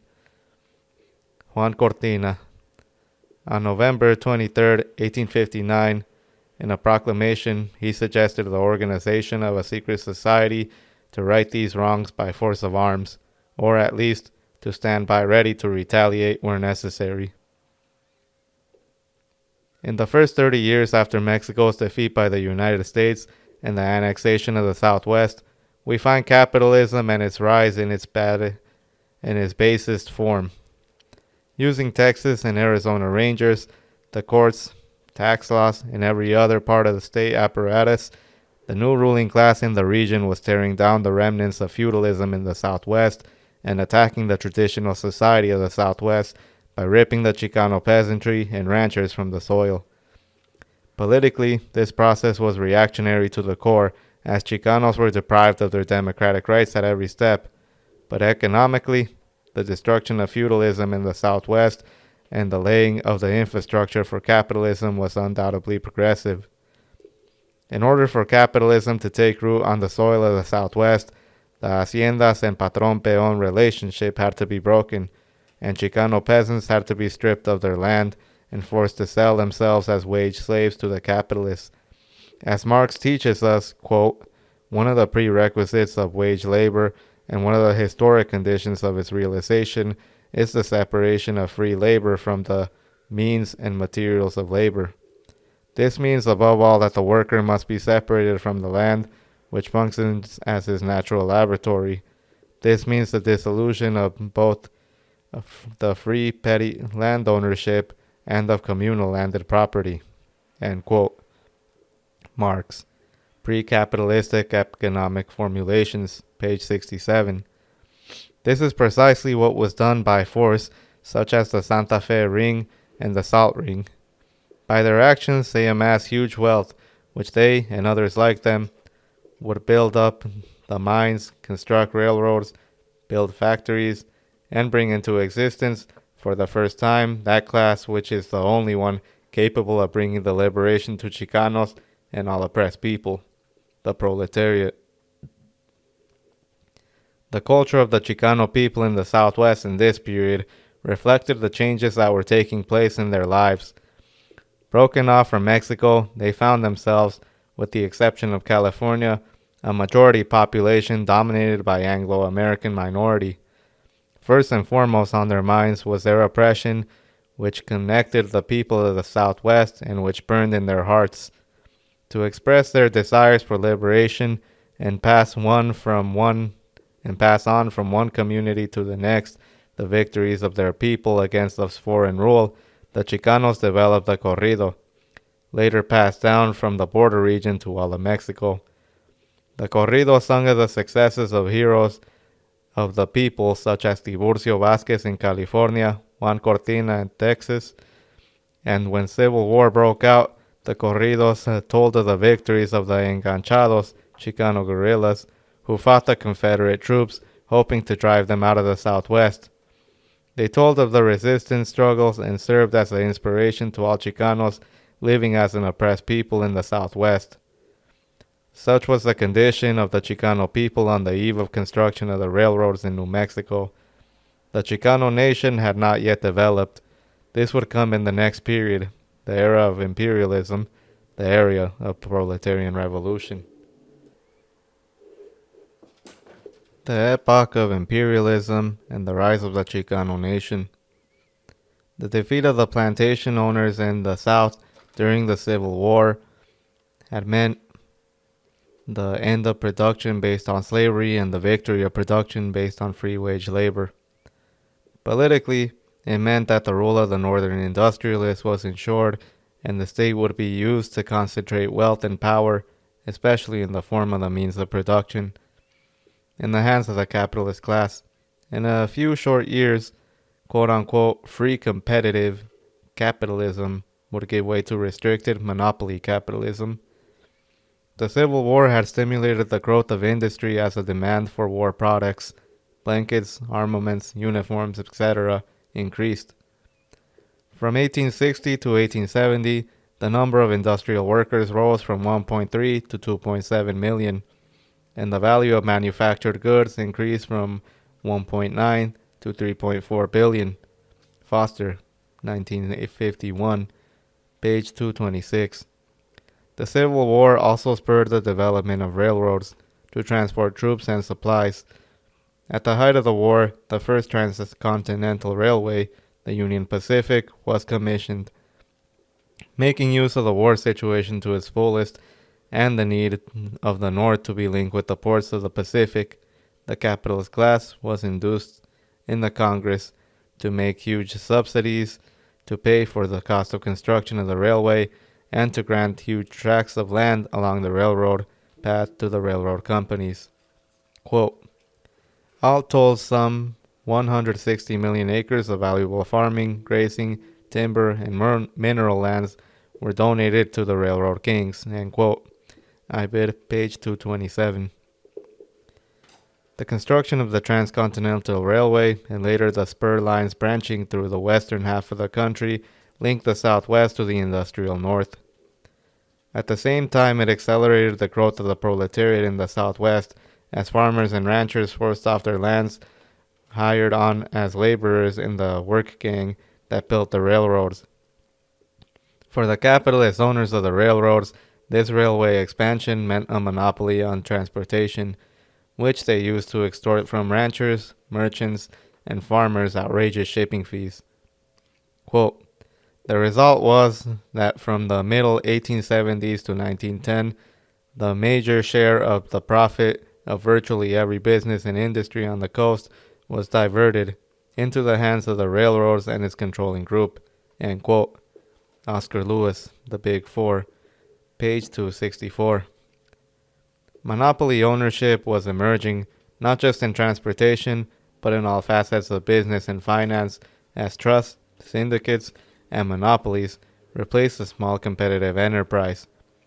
In banking and in industry, the largest enterprises either forced their competitors to sell out or to enter into quote-unquote trusts, dominated by the few giants such as the Standard Oil Trust in petroleum and the DuPont Trust in chemical products, or the House of Morgan in banking. In a short time, financial capital, quote-unquote, emerged as bank capital and industrial capital merged. As the large trust in the banking began to dominate in industry and the other way around. The House of Morgan was the guiding hand in the formation of electrical equipment and steel trusts. The Mellon Bank played the leading role with the aluminum trust, and the Rockefellers, used his wealth from oil to purchase controlling interest in the National City Bank and Chase Manhattan. Finance capital poured into every sector of the U.S. economy, gobbling up companies and bringing them into the grips of the trusts. In a few short years, a handful of capitalists had gained control of the major portion of the U.S. economy. This complete, the monopoly capitalists looked for new markets and sources of raw materials. They exported huge quantities of capital to Mexico, the Southwest, and the Black Belt area of the South. In Mexico, for example, from 1800 to 1910, U.S. investments increased at such a pace that by the eve of the Mexican Revolution, 1910, the U.S. imperialists controlled 44% of combined capital of the big 170 quote-unquote companies and industries of the Mexican economy. Cesena, page 62. The area of imperialism is the era of monopoly capitalism. It is the new stage in the development of capitalism which has grown out of the competitive industrial capitalism.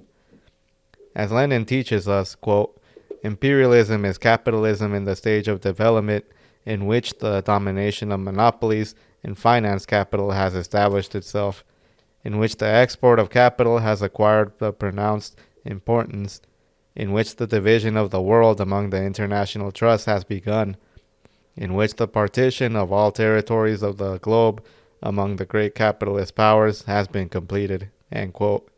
Lenin, Imperialism, page 85. The U.S. was a newcomer onto the small club of the great capitalist powers. Most of the world had already been carved up between the more established capitalist powers, especially England and France.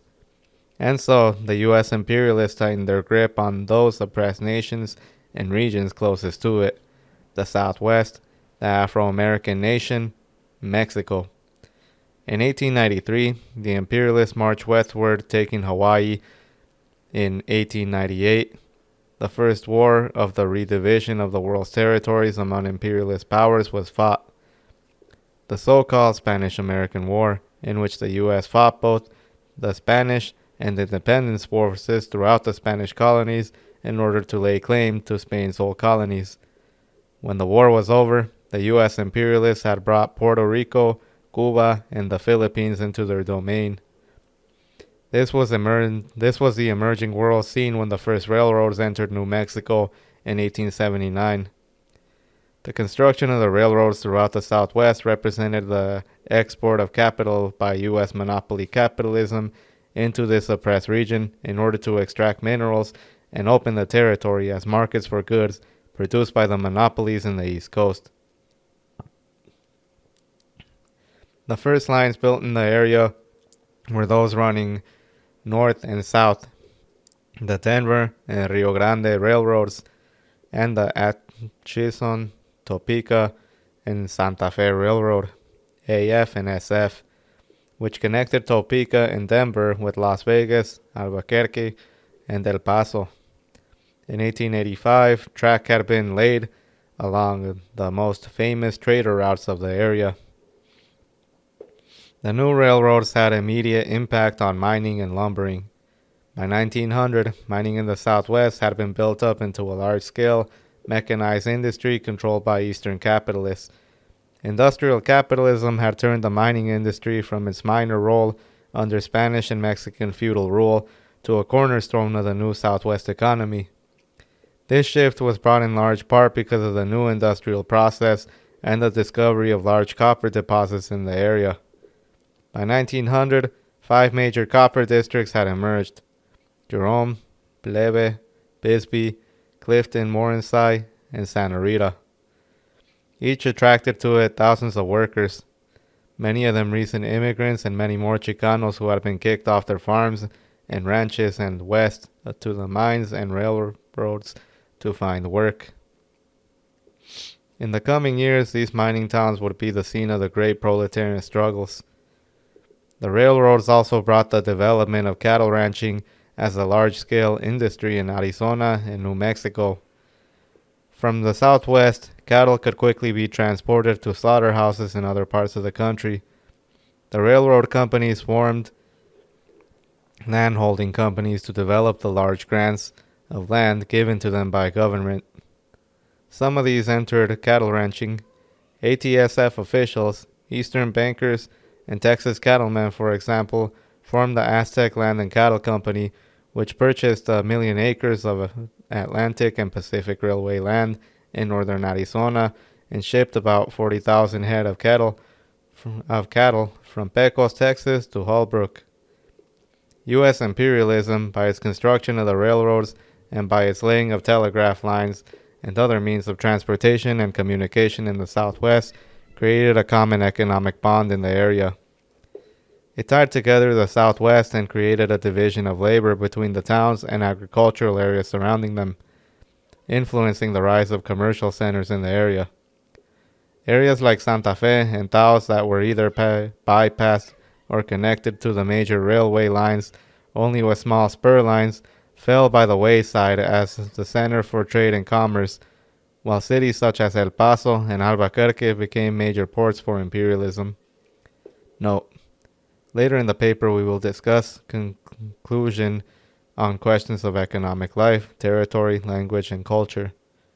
Just a side note from Mosey, these are some of the prerequisites outlined by Stalin for a nation. Anyways, back to the text. The penetration of imperialism into the Southwest had other effects too.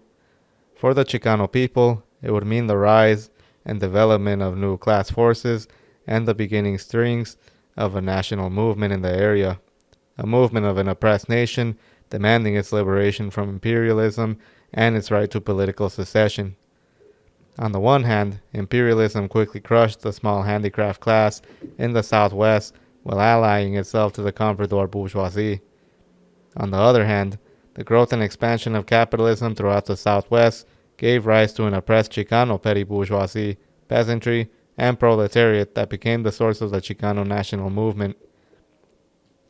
This process was not unique to the Southwest, but corresponds to an objective law of history. Imperialism oppresses and exploits nations for the huge super profits that it can make.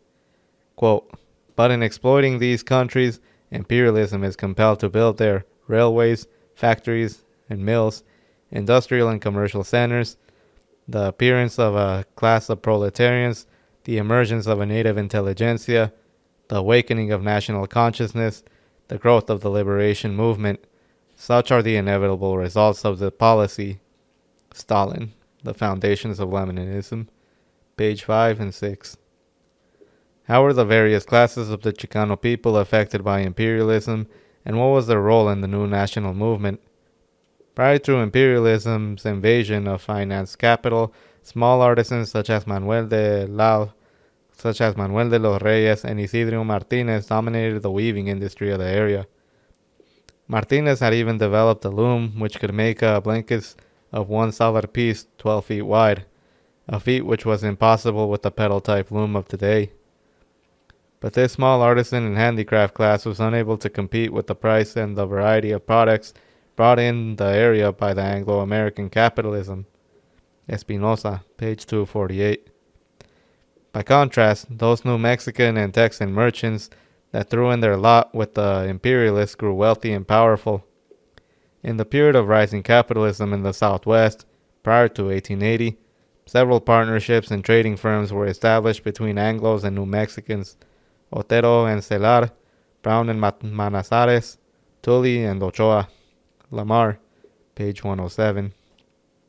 Some of these grew into large concerns, such as the Otero, Celar and Company, which became one of the largest wholesale grocers, forwarding and commission houses in the country, and which had operated solely on the western frontier.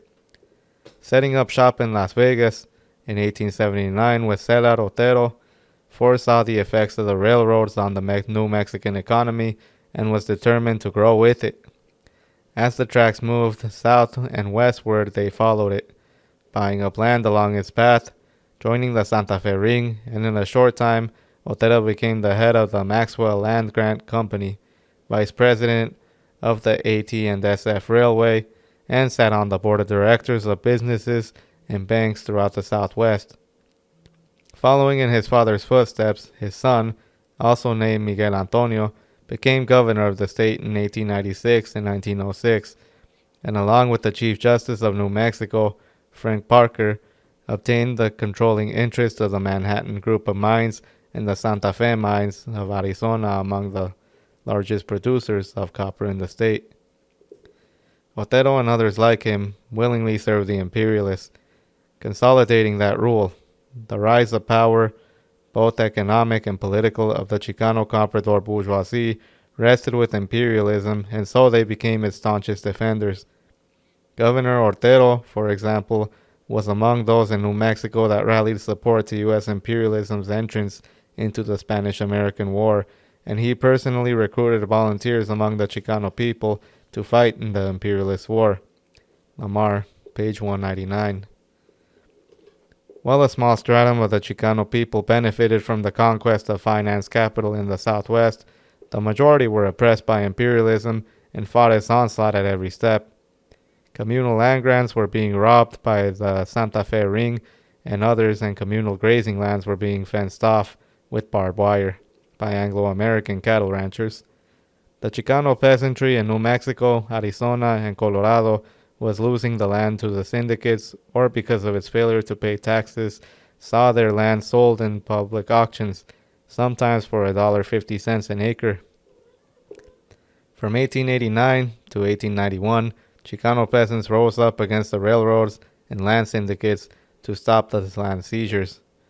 Groups such as Las Gorras Blancas and La Mano Negra, which operated in the northwestern part of the territory, fought this robbery. In March of 1890, in East Las Vegas, 1,500 members of Las Gorras Blancas, the Whitecaps, fought irrigation projects that would monopolize water in the hands of a few wealthy Anglo ranchers. Joining with some of the Anglo workers and natives in the area, Las Gorras Blancas issued a proclamation saying, quote, "We are down on race issues and will watch race agitation. We favor irrigation enterprises, but will fight any scheme that tends to monopolize the supply of water resources to the detriment of the residents living in the land by the streams." End quote. Acuña, page 74. La Mano Negra and Las Gorras Blancas also fought the railroads. In one night in 1889, for example, a force of 300 Nuevo Mexicanos tore up 9,000 ties of track of the AT and SF. Mier and Rivera, page 105. These armed revolts of the Chicano peasantry against the railroads and land syndicates were objectively anti-imperialist, as they represented the struggle of the toiling masses of an oppressed nation against the rampages which imperialism was bringing to it. At this point, however, the struggle for land was not yet consciously linked to the struggle for self-determination, but it would only be a short time before such a call was made. Despite the heroic struggles, imperialism quickly took control of the entire territory. What was not taken outright by the railroads and land syndicates was seized by the federal government. Attacking the communal land grants of the Chicano people, the U.S. government claimed and took into possession huge tracts of land for parks and, more importantly, for lumber and mineral reserves. Since the early 1850s, Chicanos in the Southwest lost more than 2 million acres of private lands and 1.7 million acres of communal lands. Another 10 million acres of lands was taken by the U.S. government for national forests, 1/8 of the total area of the present-day state of New Mexico, and millions of acres claimed by the government were used for irrigation projects in Arizona and New Mexico and for public grants to the railroads. Gonzalez, page 52. The development of the Southwest, which imperialism brought, encouraged the immigration of Anglo-American settlers. For some time, the comprador bourgeoisie, such as Pedro Perea, the most powerful sheep herder in the state, along with the Santa Fe Ring, has been pushing for statehood, while ranchers, peasants, and Chicano petty bourgeoisie had opposed the move, instead pushing for continued territorial rule, where they felt they would have more of a say in the governing process. However, with the influx of Anglo-American settlers, this attitude changed. In 1906, the Chicano newspaper La Voz del Pueblo published an editorial called Now or Forever, expressed the sentiments of the Chicano petty bourgeoisie. Fearing that in 10 years or so, Chicanos might constitute a minority in the New Mexico-Arizona area and that if the territory then admitted as a state, that a constitution would be written which might attack their democratic rights. The Chicano petty bourgeoisie called for statehood. Weber, pages 246 to 247. Behind this call for statehood was the real fear of the Chicano petty bourgeoisie that any constitution not written by them would require the Chicano population to learn English in order to become U.S. citizens, and that this would be bad for two reasons. First, it would mean that those that did not learn English would not be able to vote and elect the ricos and petty bourgeoisie in office. And secondly, that what limited home market they did have access to because of the Spanish language would be eliminated. In 1912, when the imperialists felt their control of the area was secure, New Mexico and Arizona were admitted as states, and the first constitutional convention held in which many Chicano delegates fought for and won protection of democratic rights for Chicanos and the right to bilingual education in the New Mexican Constitution. In South Texas, the situation was somewhat different than it had been in either New Mexico or Arizona. The railroads did not enter the region until 1904. For that reason, much of the old semi-feudal relations remained strong here. Anglo ranchers or large landowners in some cases replaced the Tejano patron. Until the coming of the St. Louis-Brownsville Mexican rail line, the area of the Rio Nueces remained relatively isolated from the U.S. economically. A small business sector, mostly of merchants, developed in the area independent of the Anglo-Americans as a result of this isolation. Goods brought to the area for sale in stores owned by Tejanos often were brought from Mexico by Tejanos. The entrance of the railroads into the area meant a rising market in the area as Chicano peasants were pushed off their lands and as Mexicans crossed the border to work on the railroads. At the first, Chicano petty bourgeoisie prospered by the railroads and the growth of the internal markets in South Texas. Quickly, however, this changed as Anglo-American capital rushed into the area. The oppression of the petty bourgeoisie, peasantry, and the proletariat in South Texas by imperialism intensified and gave rise and increased resistance. In 1915, during the height of the revolution in Mexico, El Plan de San Diego was issued and the armed insurrection began in South Texas, led by the petty bourgeoisie. The plan called for secession and supported self-determination for the Afro-American nation. It was the first document to call for the separation of the Southwest from the United States and the establishment of an independent nation state. In the years to come, many more such calls would follow. Imperialism had set the class forces of the Chicano nation in motion. Those classes were to determine the direction of their national movement, national liberation. In the years from 1836 to 1915, the founding of the Republic, quote-unquote, of Texas, to the call for the independence in San Diego, the Southwest had undergone profound changes. The trade routes established by Anglo-American capital connected for the first time what has been islands of settlements in California, Texas, and Nuevo Mexico. The Chicano population was divided into 5 states, with the vast majority living in New Mexico and spilling over into what is now become South Texas, southern Colorado, and western Arizona.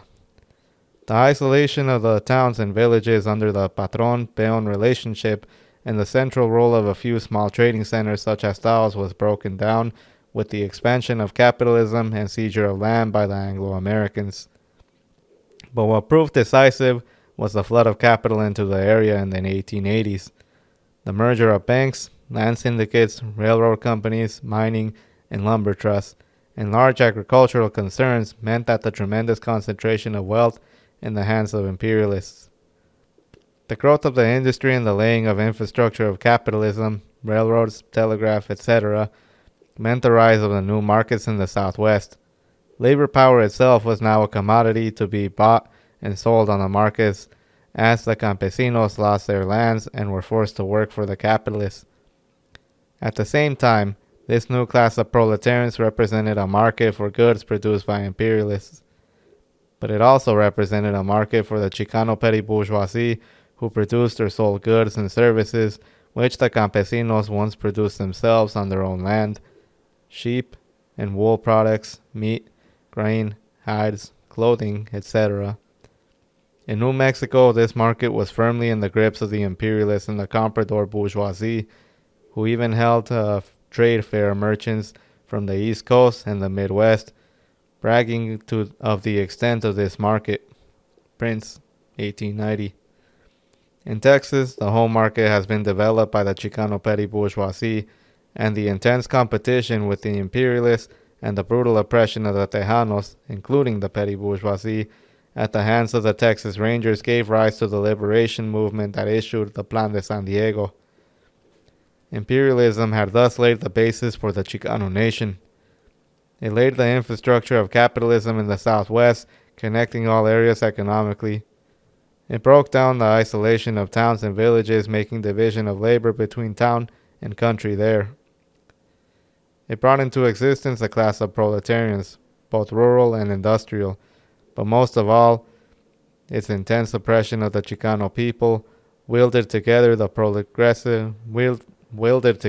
progressive classes and strata of that nation into a strong and powerful national movement that is now demanding its independence. And what was the culture of the Chicano people at this time? It was the culture of an oppressed people rising up against imperialism.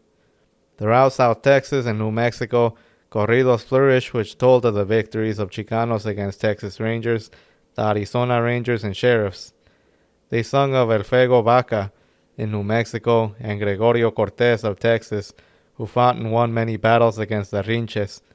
The corridos told of battles between Las Gorras Blancas and the militia, and immortalized heroes of the Mexican Revolution as well, such as the corrido La Persecución de Villa, which described Pancho Villa's victories against General Pershing's troops on both sides of the border.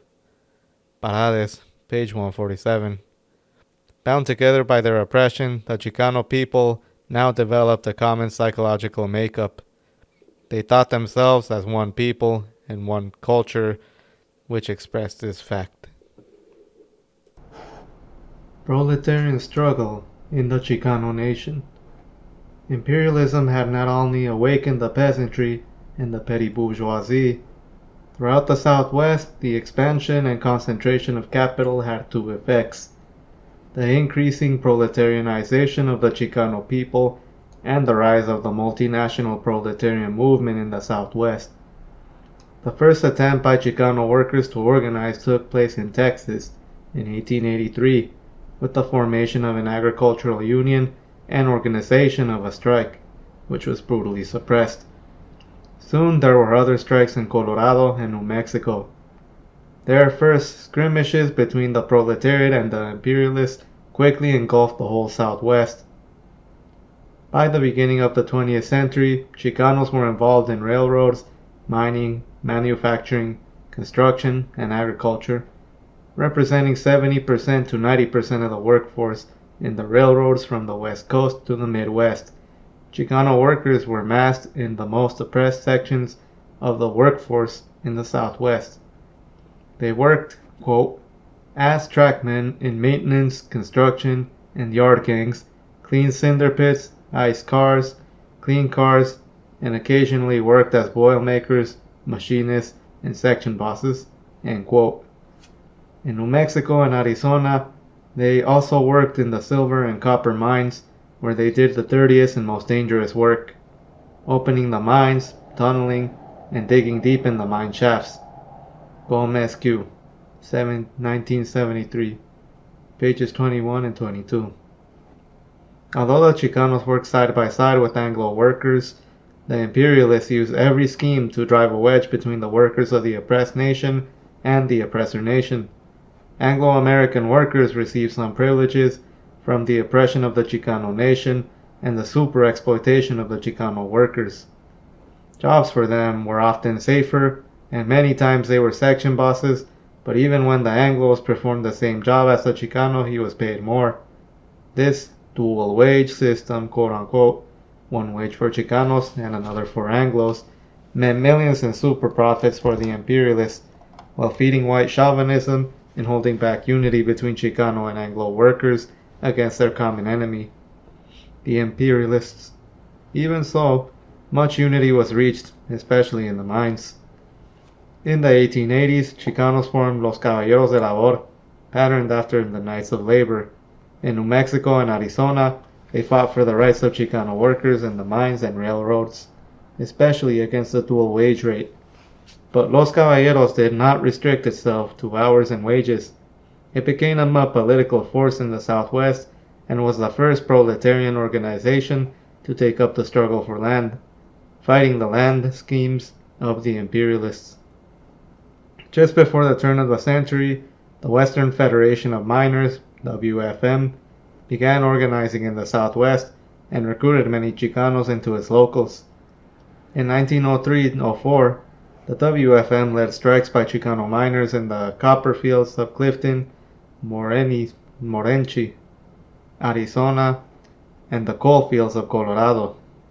In Bisbee, Arizona, in 1903, the first major strike in the territory took place.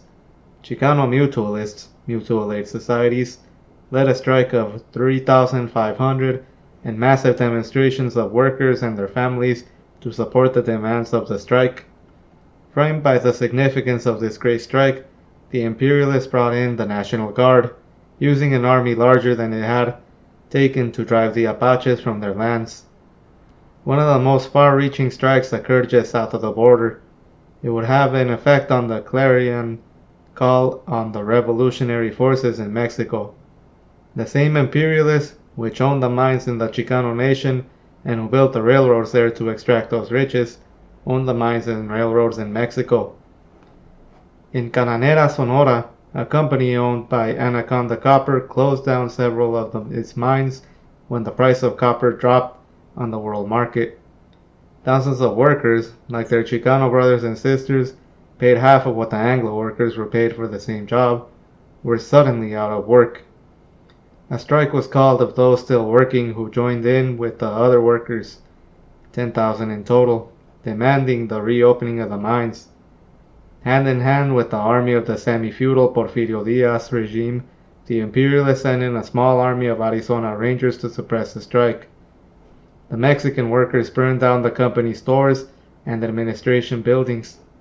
The role of the Diaz government in attacking the miners fanned the flames of revolution throughout Mexico and set the stage for the anti-imperialist revolution of 1910. In the following years, growing revolutionary struggle in Mexico and the proletarian struggle in the Southwest influenced each other. Active in the Cananea strike was the Partido Liberal Mexicano, the PLM, led by Ricardo Flores Magón, an anarchist organization that believed Mexico could pass from semi-feudalism to a classless society without the dictatorship of the proletariat. The PLM was one of the first groups in Mexico to take up the struggle against the Diaz government. Under the banner of Tierra y Libertad, quote-unquote, the PLM formed chapters throughout the Southwest, raising money to overthrow the imperialist-backed Diaz. Publishing newspapers in the Southwest, they called for an end to the imperialist exploitation of Mexico in 1910, organized a force of Mexicanos, Chicanos, and Anglos, mostly members of the anarcho-syndicalist IWW, Industrial Workers of the World, with the purpose of seizing Baja California, setting up an anarchist society and using it as a base for the revolution. The plan failed and many of its leaders were jailed in the U.S. After 1910, many members of the PLM became active in Chicano struggles, and some were involved in the South Texas Revolt of 1915. Throughout the Chicano nation, socialist ideas began to take root. At first, utopian notions spread by the Socialist Party and the IWW, Industrial Workers of the World, passed through the mines and railroads of the Southwest. In 1894, the Chicano newspaper El Gato was published in Santa Fe, denouncing imperialist exploitation in the mines and railroads, and its editorial, quote, "The capitalist and the worker," end quote, called for class solidarity against the capitalists. In 1905, the founding convention of the IWW was held, with several Chicanos attending as delegates. Lucia Gonzalez de Parsons, who organized demonstrations for the 8-hour day and rallied support for the Haymarket Martyrs all over the country, spoke at the convention and called on delegates to draw their inspiration from the revolutionary struggle then ongoing in Russia. Fauner, Volume 4, page 36. En Laredo, Texas, El Defensor del Obrero, 1905 to 1907, was published by railroad workers. It saw socialism as the only solution to the oppression of Chicano people, but at the same time preached reformism. The paper took up the struggle of the Chicanos and Mexicans, supporting strikes on both sides of the border. Although printed only in English, the Socialist Party's newspaper, The Rebel, had a wide distribution in the Southwest. The Socialist Party's Land League of America in Texas was headed by F.A. Hernandez, and this chapter had about 1,000 Chicano workers and peasants as members. The League fought for the land of the poor, and in Texas was brutally suppressed. Throughout the Southwest, many anarchist and socialist newspapers were being published at this time. There was the PLM's Regeneración, Punto Rojo, the Red Point, Lucha de Clases, quote-unquote class struggle, and El Amigo del Pueblo, quote-unquote the friend of the people. Each of these papers identified the capitalist class as the enemy and called for unity of all workers against that class. Zamora, 1975, Gutierrez, 1976. In the United States, the working class at this time was groping for scientific socialism. As early as 1867, affiliates of the First International, the International Workingmen's Association, had been set up in the U.S. and played an important role in the fight for the 8-hour day. Within the IWA, there had been intense struggle between Marx and Engels on the one hand and the utopian socialists and anarchists on the other, such as Lassalle and Bakunin. When the IWA moved to the U.S. in 1872, it brought this struggle to the U.S. with the ultra-leftist views, leaving their mark on the working class movement in the form of the International Working People's Association, the IWW, and the petty bourgeois Socialist Labor Party. The utopian socialists and anarchists, especially the IWW, popularized the ideas of class struggle and socialism with mass agitation. Joe Hill, for example, wrote many songs and poems of the struggles of the working class, and Jack London wrote novels and essays such as The Iron Hell, The Class Struggle, quote-unquote, and The Scam, quote-unquote. But the working class can't find its liberation guided by these notions of utopian socialism and anarchism. Utopian socialism plays down the need for class struggle along revolutionary lines and tries to fool the working class by telling it socialism can be achieved by gradual reforms rather than violent revolution. Anarchism is equally dangerous because it rejects the need for the rule of the working class, for the dictatorship of the proletariat over the exploiting classes. Instead, it puts forth the immediate abolition of the state and ignores the fact that without the armed rule of the toiling masses and exploited classes will attempt to seize power once again and will enforce their armed rule. Anarcho-syndicalism, such as put forth by the IWW and PLM, disarms the working class because it tells them that the revolutionary unions rather than a party made up of the most advanced elements of the working class would be able to lead the class struggle. The struggle against anarchism and utopian socialism for scientific socialism in the United States was aided by the revolutionary struggle in Russia and by the leadership role which Lenin and Stalin were playing in the international communist movement. In attacking the reformists of the Second International, Lenin provided the working class world movement worldwide with clarity on the need for a vanguard party, made up of the most advanced of the working class, to lead the struggle for socialism, on the necessity of armed revolution as opposed to gradual reforms, and on the need for the dictatorship of the proletariat to keep socialism once it was won. In 1918, key theoretical works by Lenin were published in the US for the first time: State and Revolution, Imperialism, and, quote-unquote, the Soviets at Work. The writings of Lenin and Stalin clarified the burning questions in the working class movement of the US. Quote, left-wing communism and infantile disorder hit the closest to home by attacking the ridiculous notion of the IWW that revolutionaries should ignore reactionary unions and build, quote-unquote, revolutionary ones. As Lenin taught the working class movement, this in effect means leaving the masses of workers to be preyed upon by the capitalists and by the labor aristocracy that serves the capitalist class. It was in an attempt to cut all ties with the rotten leftism, opportunism, and social chauvinism of the Second International of the anarcho-syndicalists and chart a genuine path for revolution that the Communist Party USA, CPUSA, was formed. In the Southwest, advanced workers followed the intense ideological struggle going on in the international communist movement. Mexican newspapers along the border carried articles on the progress of the revolution in Russia. The revolutionary struggle in Mexico was advancing, and with it grew interest in the revolutionary struggles going on all over the world. Translations were made of Marx's works into Spanish, and some of these found their way across the border with Mexican immigrants. These advanced workers led study groups in which the writings of Marx and Engels were read and discussed. Many of them were leaders of the growing working class movement in the Chicano nation, and some later joined the CPUSA. World War I had brought up intense opposition from communists who saw it correctly as an imperialist war to divide up the world. In the Southwest, many Chicanos took up opposition to the war and used the war to intensify the struggle against the oppression of the Chicano people. The war had other effects too. Increased production in the U.S. and the increased demand for labor meant increased immigration from Mexico. In the first 10 years of the decade, 40,000 Mexicans legally migrated to the U.S., and about twice that number entered without legal documents.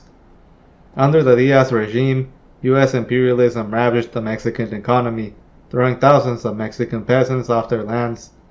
The construction of railroads by the imperialists in Mexico attracted many Mexican workers and offered avenues northward.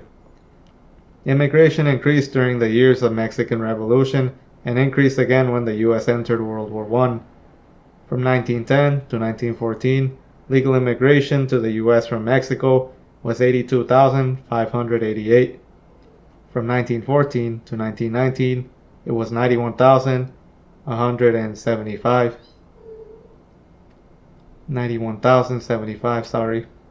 For a total of 173,663 for the decade. Quote-unquote illegal immigration was even higher, at least 200,000. Acuña, page 132. Mieres Rivera, page 146. Many of the Mexican immigrants came to the agricultural fields of California and Texas following crop of harvest from one area to another. The war also meant increased industrial production, and many Chicanos migrated to Chicago, Detroit, and other large industrial centers. In 1923, an affiliate of U.S. Steel in Lorain, Ohio, brought 1,500 Chicanos to that city to break a strike at the National Tube Co. That same year, Bethlehem Steel brought 1,000 Chicanos northward for the same purpose. But wherever they went, Chicanos quickly joined in the class struggle against the imperialists. In the late 1920s and the early Depression years, Chicanos joined the Mexican laborers in the winding paths of migrant farm laborers. Migrant families would spend the first 2 months of the year picking lettuce in Arizona, then go to California's Imperial Valley in March and June to pick carrots, and then to apricot and peach counties in the summer. From there they would move on to Fresno in September and end up back again in Arizona by December. In California, Chicanos and Mexicans found huge factories in the fields that had been set up by monopoly capitalism. Agriculture trusts, like the Sugar Beet Trust or the Citrus Fruit Trust, came to dominate the agricultural industry, driving out small farmers, monopolizing the lands, and hiring hundreds and sometimes thousands of workers during the peak harvests. Chicanos then, as now, constituted an important part of the rural proletariat, and throughout the western part of the United States were active in farm labor struggles. In the late 1920s, 1,000 Chicano beet workers from Colorado, Wyoming, and Nebraska banded together to form the Beet Workers Association. Meanwhile, at the AFL convention in Los Angeles in 1927, chauvinist trade union leadership was attacking Mexican labor as harmful to the American workers and rallied for racist immigration laws which would limit immigration from Mexico. Many Chicano workers, by contrast, took steps to organize themselves and their brothers and sisters from Mexico. A federation of mutual aid societies in Los Angeles held its own convention the same year as the AFL's convention and formed several labor unions.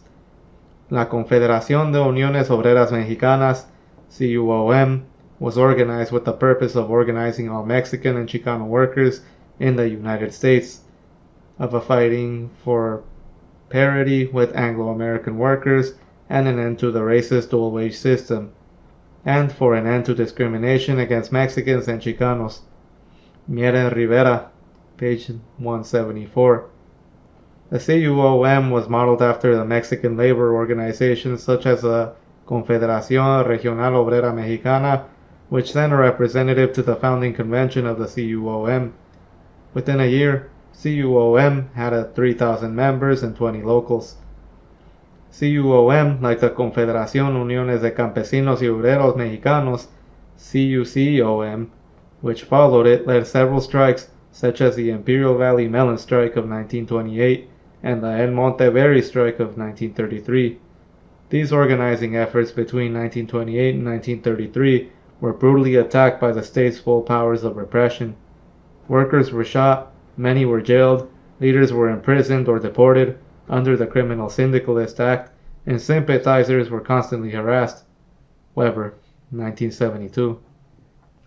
CUOM and the CUCOM had the positive effect of organizing Mexican and Chicano workers, but their efforts were doomed to failure.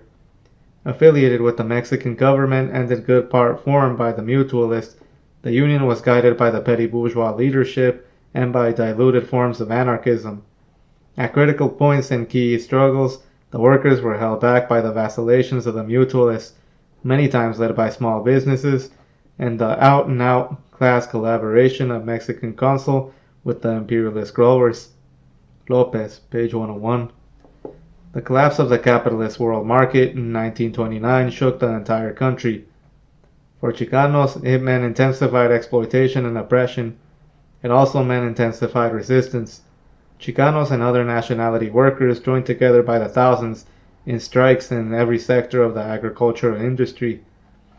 At this key point in the history of the working class movement of the United States, the CPUSA was active and in leadership of many of the spontaneous struggles of the class, but failed to bring Marxism-Leninism to those struggles, to fuse the working class movement with socialism.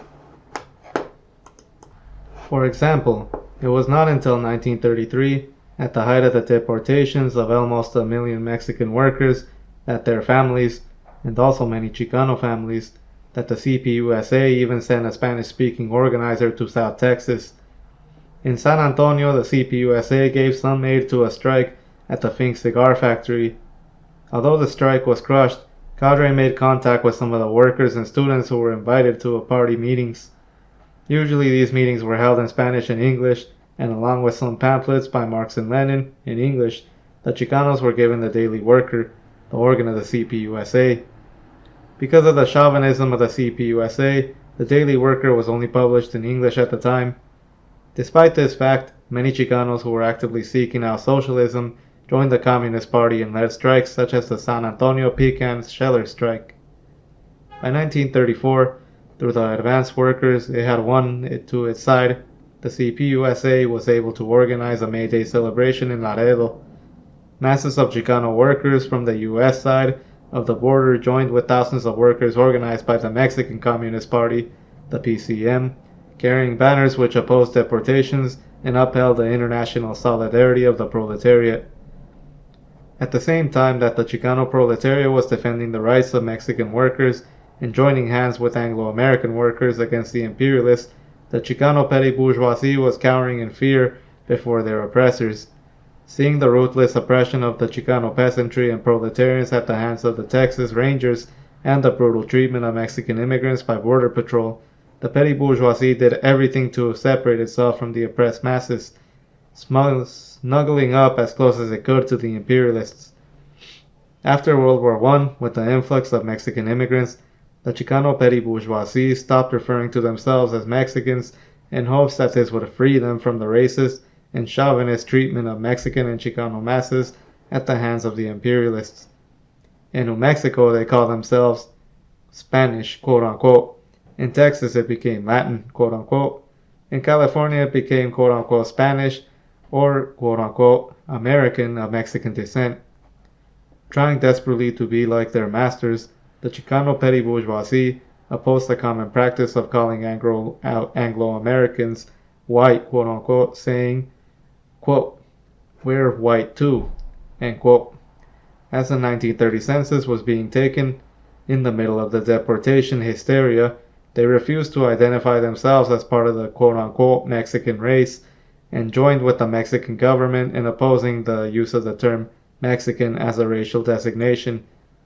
This at the same time that they were supporting tougher immigration laws which would restrict Mexican immigration. But despite all its effort to reject its people, even the petty bourgeoisie was oppressed and was forced to band together to fight for its interests and protect its existence. While the revolutionary nationalist sectors of the petty bourgeoisie had taken leadership of the movement in 1915, now more reformist and conciliationist leadership had come to the fore. This would be the case until the 1960s, when revolutionary intellectuals and petty bourgeois forces would wrest leadership from their hands. Many of them fell later into reformism with a nationalist tinge. In the late 1920s and early 1930s, several groups of petty bourgeois elements were formed.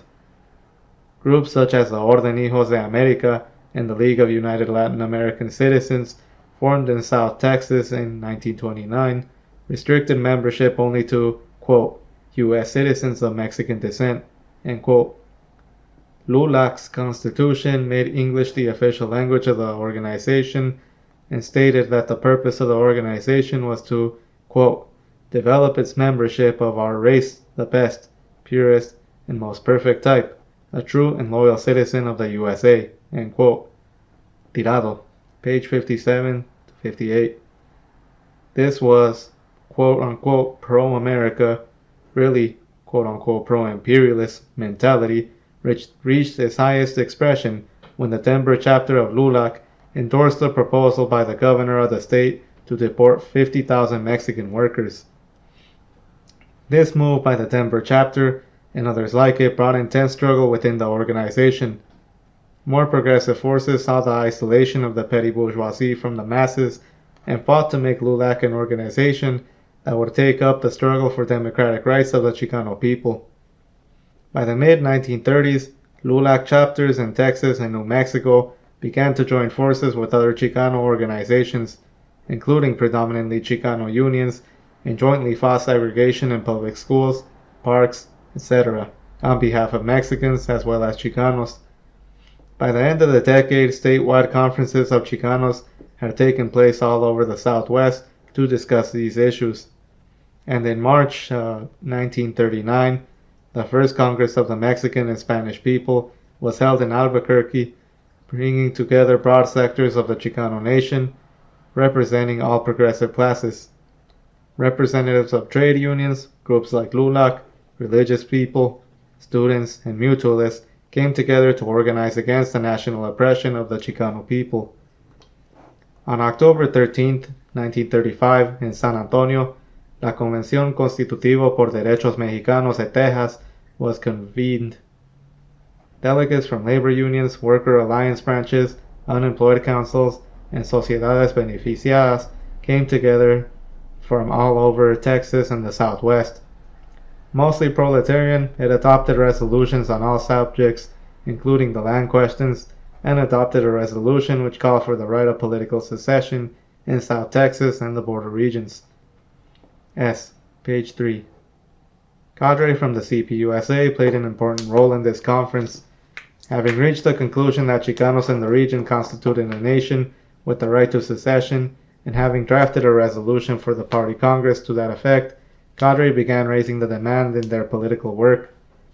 The conference overwhelmingly adopted the resolution and began implementing it in all organizations and areas that they represented.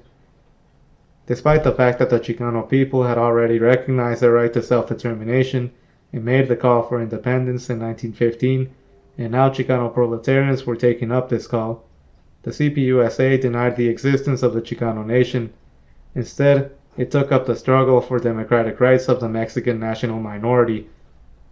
This chauvinist stance came on the eve of the U.S. entrance to World War II and set the stage too for the later liquidation of the Afro-American national question. It would mean that in the years to come, the CPUSA would work in the national movement of the Chicano people only to divert it from its genuinely revolutionary path down the road of partial reforms and compromises with the imperialists. The first 40 years of this century saw a tremendous growth in the ranks of the proletariat influenced in the Southwest. The culture of the Chicano people was tremendously influenced by this change. The revolutionary struggle in Mexico gripped the Southwest. Mexican muralists such as José Clemente Orozco, Diego Rivera, David Alfaro Siqueiros, and Rufino Tamayo came to the United States in the 1920s and 1930s. Their murals influenced Chicano artists at the time and left their mark on Chicano and working class communities as they painted walls and ceilings in social service buildings, post offices, public schools, and libraries. Some of the muralists, such as Siqueiros, quote, America Tropical, unquote, painted in East Los Angeles, depicted the oppression of the Chicano people here in the United States and the oppressed nations of Latin America by U.S. imperialism. Because of their revolutionary character, many such murals were destroyed. Rivera's paintings at the New Workers' School of New York show the class struggle and oppression of the working class by capitalism. At the Rockefeller Center in New York, he painted a mural which showed the oppression of the masses and showed them turning to Lenin for direction. This mural, like many others painted in the period, was destroyed. In the Southwest, Chicano muralists inspired by the work of Mexicans began painting works which depicted the oppression of Chicanos as well. Wall paintings and posters filled the Chicano barrios of the 1930s. Just as many such paintings have been made by Chicano artists today, the corridos too took on a proletarian character, as songs were written by strikers to tell of their hardships and victories and to pass on the lessons of those struggles to others. Mexican immigrants too wrote of their oppression and their struggles, such as the corrido, quote, El Enganchado, end quote, which tells of the migrant workers in the town and camps of the Southwest. But most important was the growth in class consciousness among the Chicano workers. The multinational character of the workforce in most of the industries in the Southwest brought Chicanos together with workers of other nationalities. It brought them into unions like the United Cannery, Agricultural, Packing, and Allied Workers, made up of Filipinos, Arabs, blacks, Anglo-Americans, and of course Chicanos.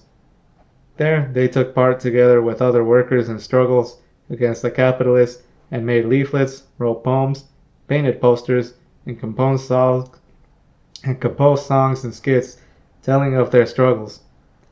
They came into contact with socialist ideas, and some began to apply those ideas to their lives, beginning to break down barriers between men and women and workers of the oppressed nation and oppressor nation. But this process had only just begun. Alright, so that was a pretty hefty read right there. Ending off at page 49 of Fan the Flames, a revolutionary position on the Chicano national question by the August 29th movement Marxist-Leninist.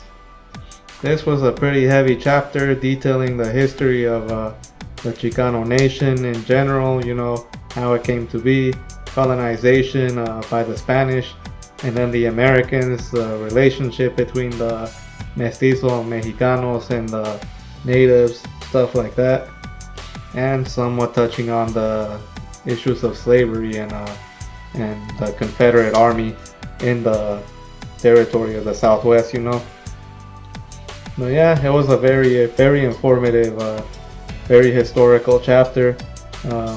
Growing up in California over here and having been educated through these public schools, I can definitely say it went a lot more in depth over the history of this territory in a lot more of a condensed, space than the education we received, which was, just very whitewashed, very watered down, and yeah, kind of making it look like that the Mexicans were dumb for not having just sold the land and wanting to defend it and stuff like that, and definitely not covering the brutality of American colonization in the Southwest, and that it even constituted a colonization to begin with, But yeah, it was a heavy chapter, very not chapter, but just section of the book.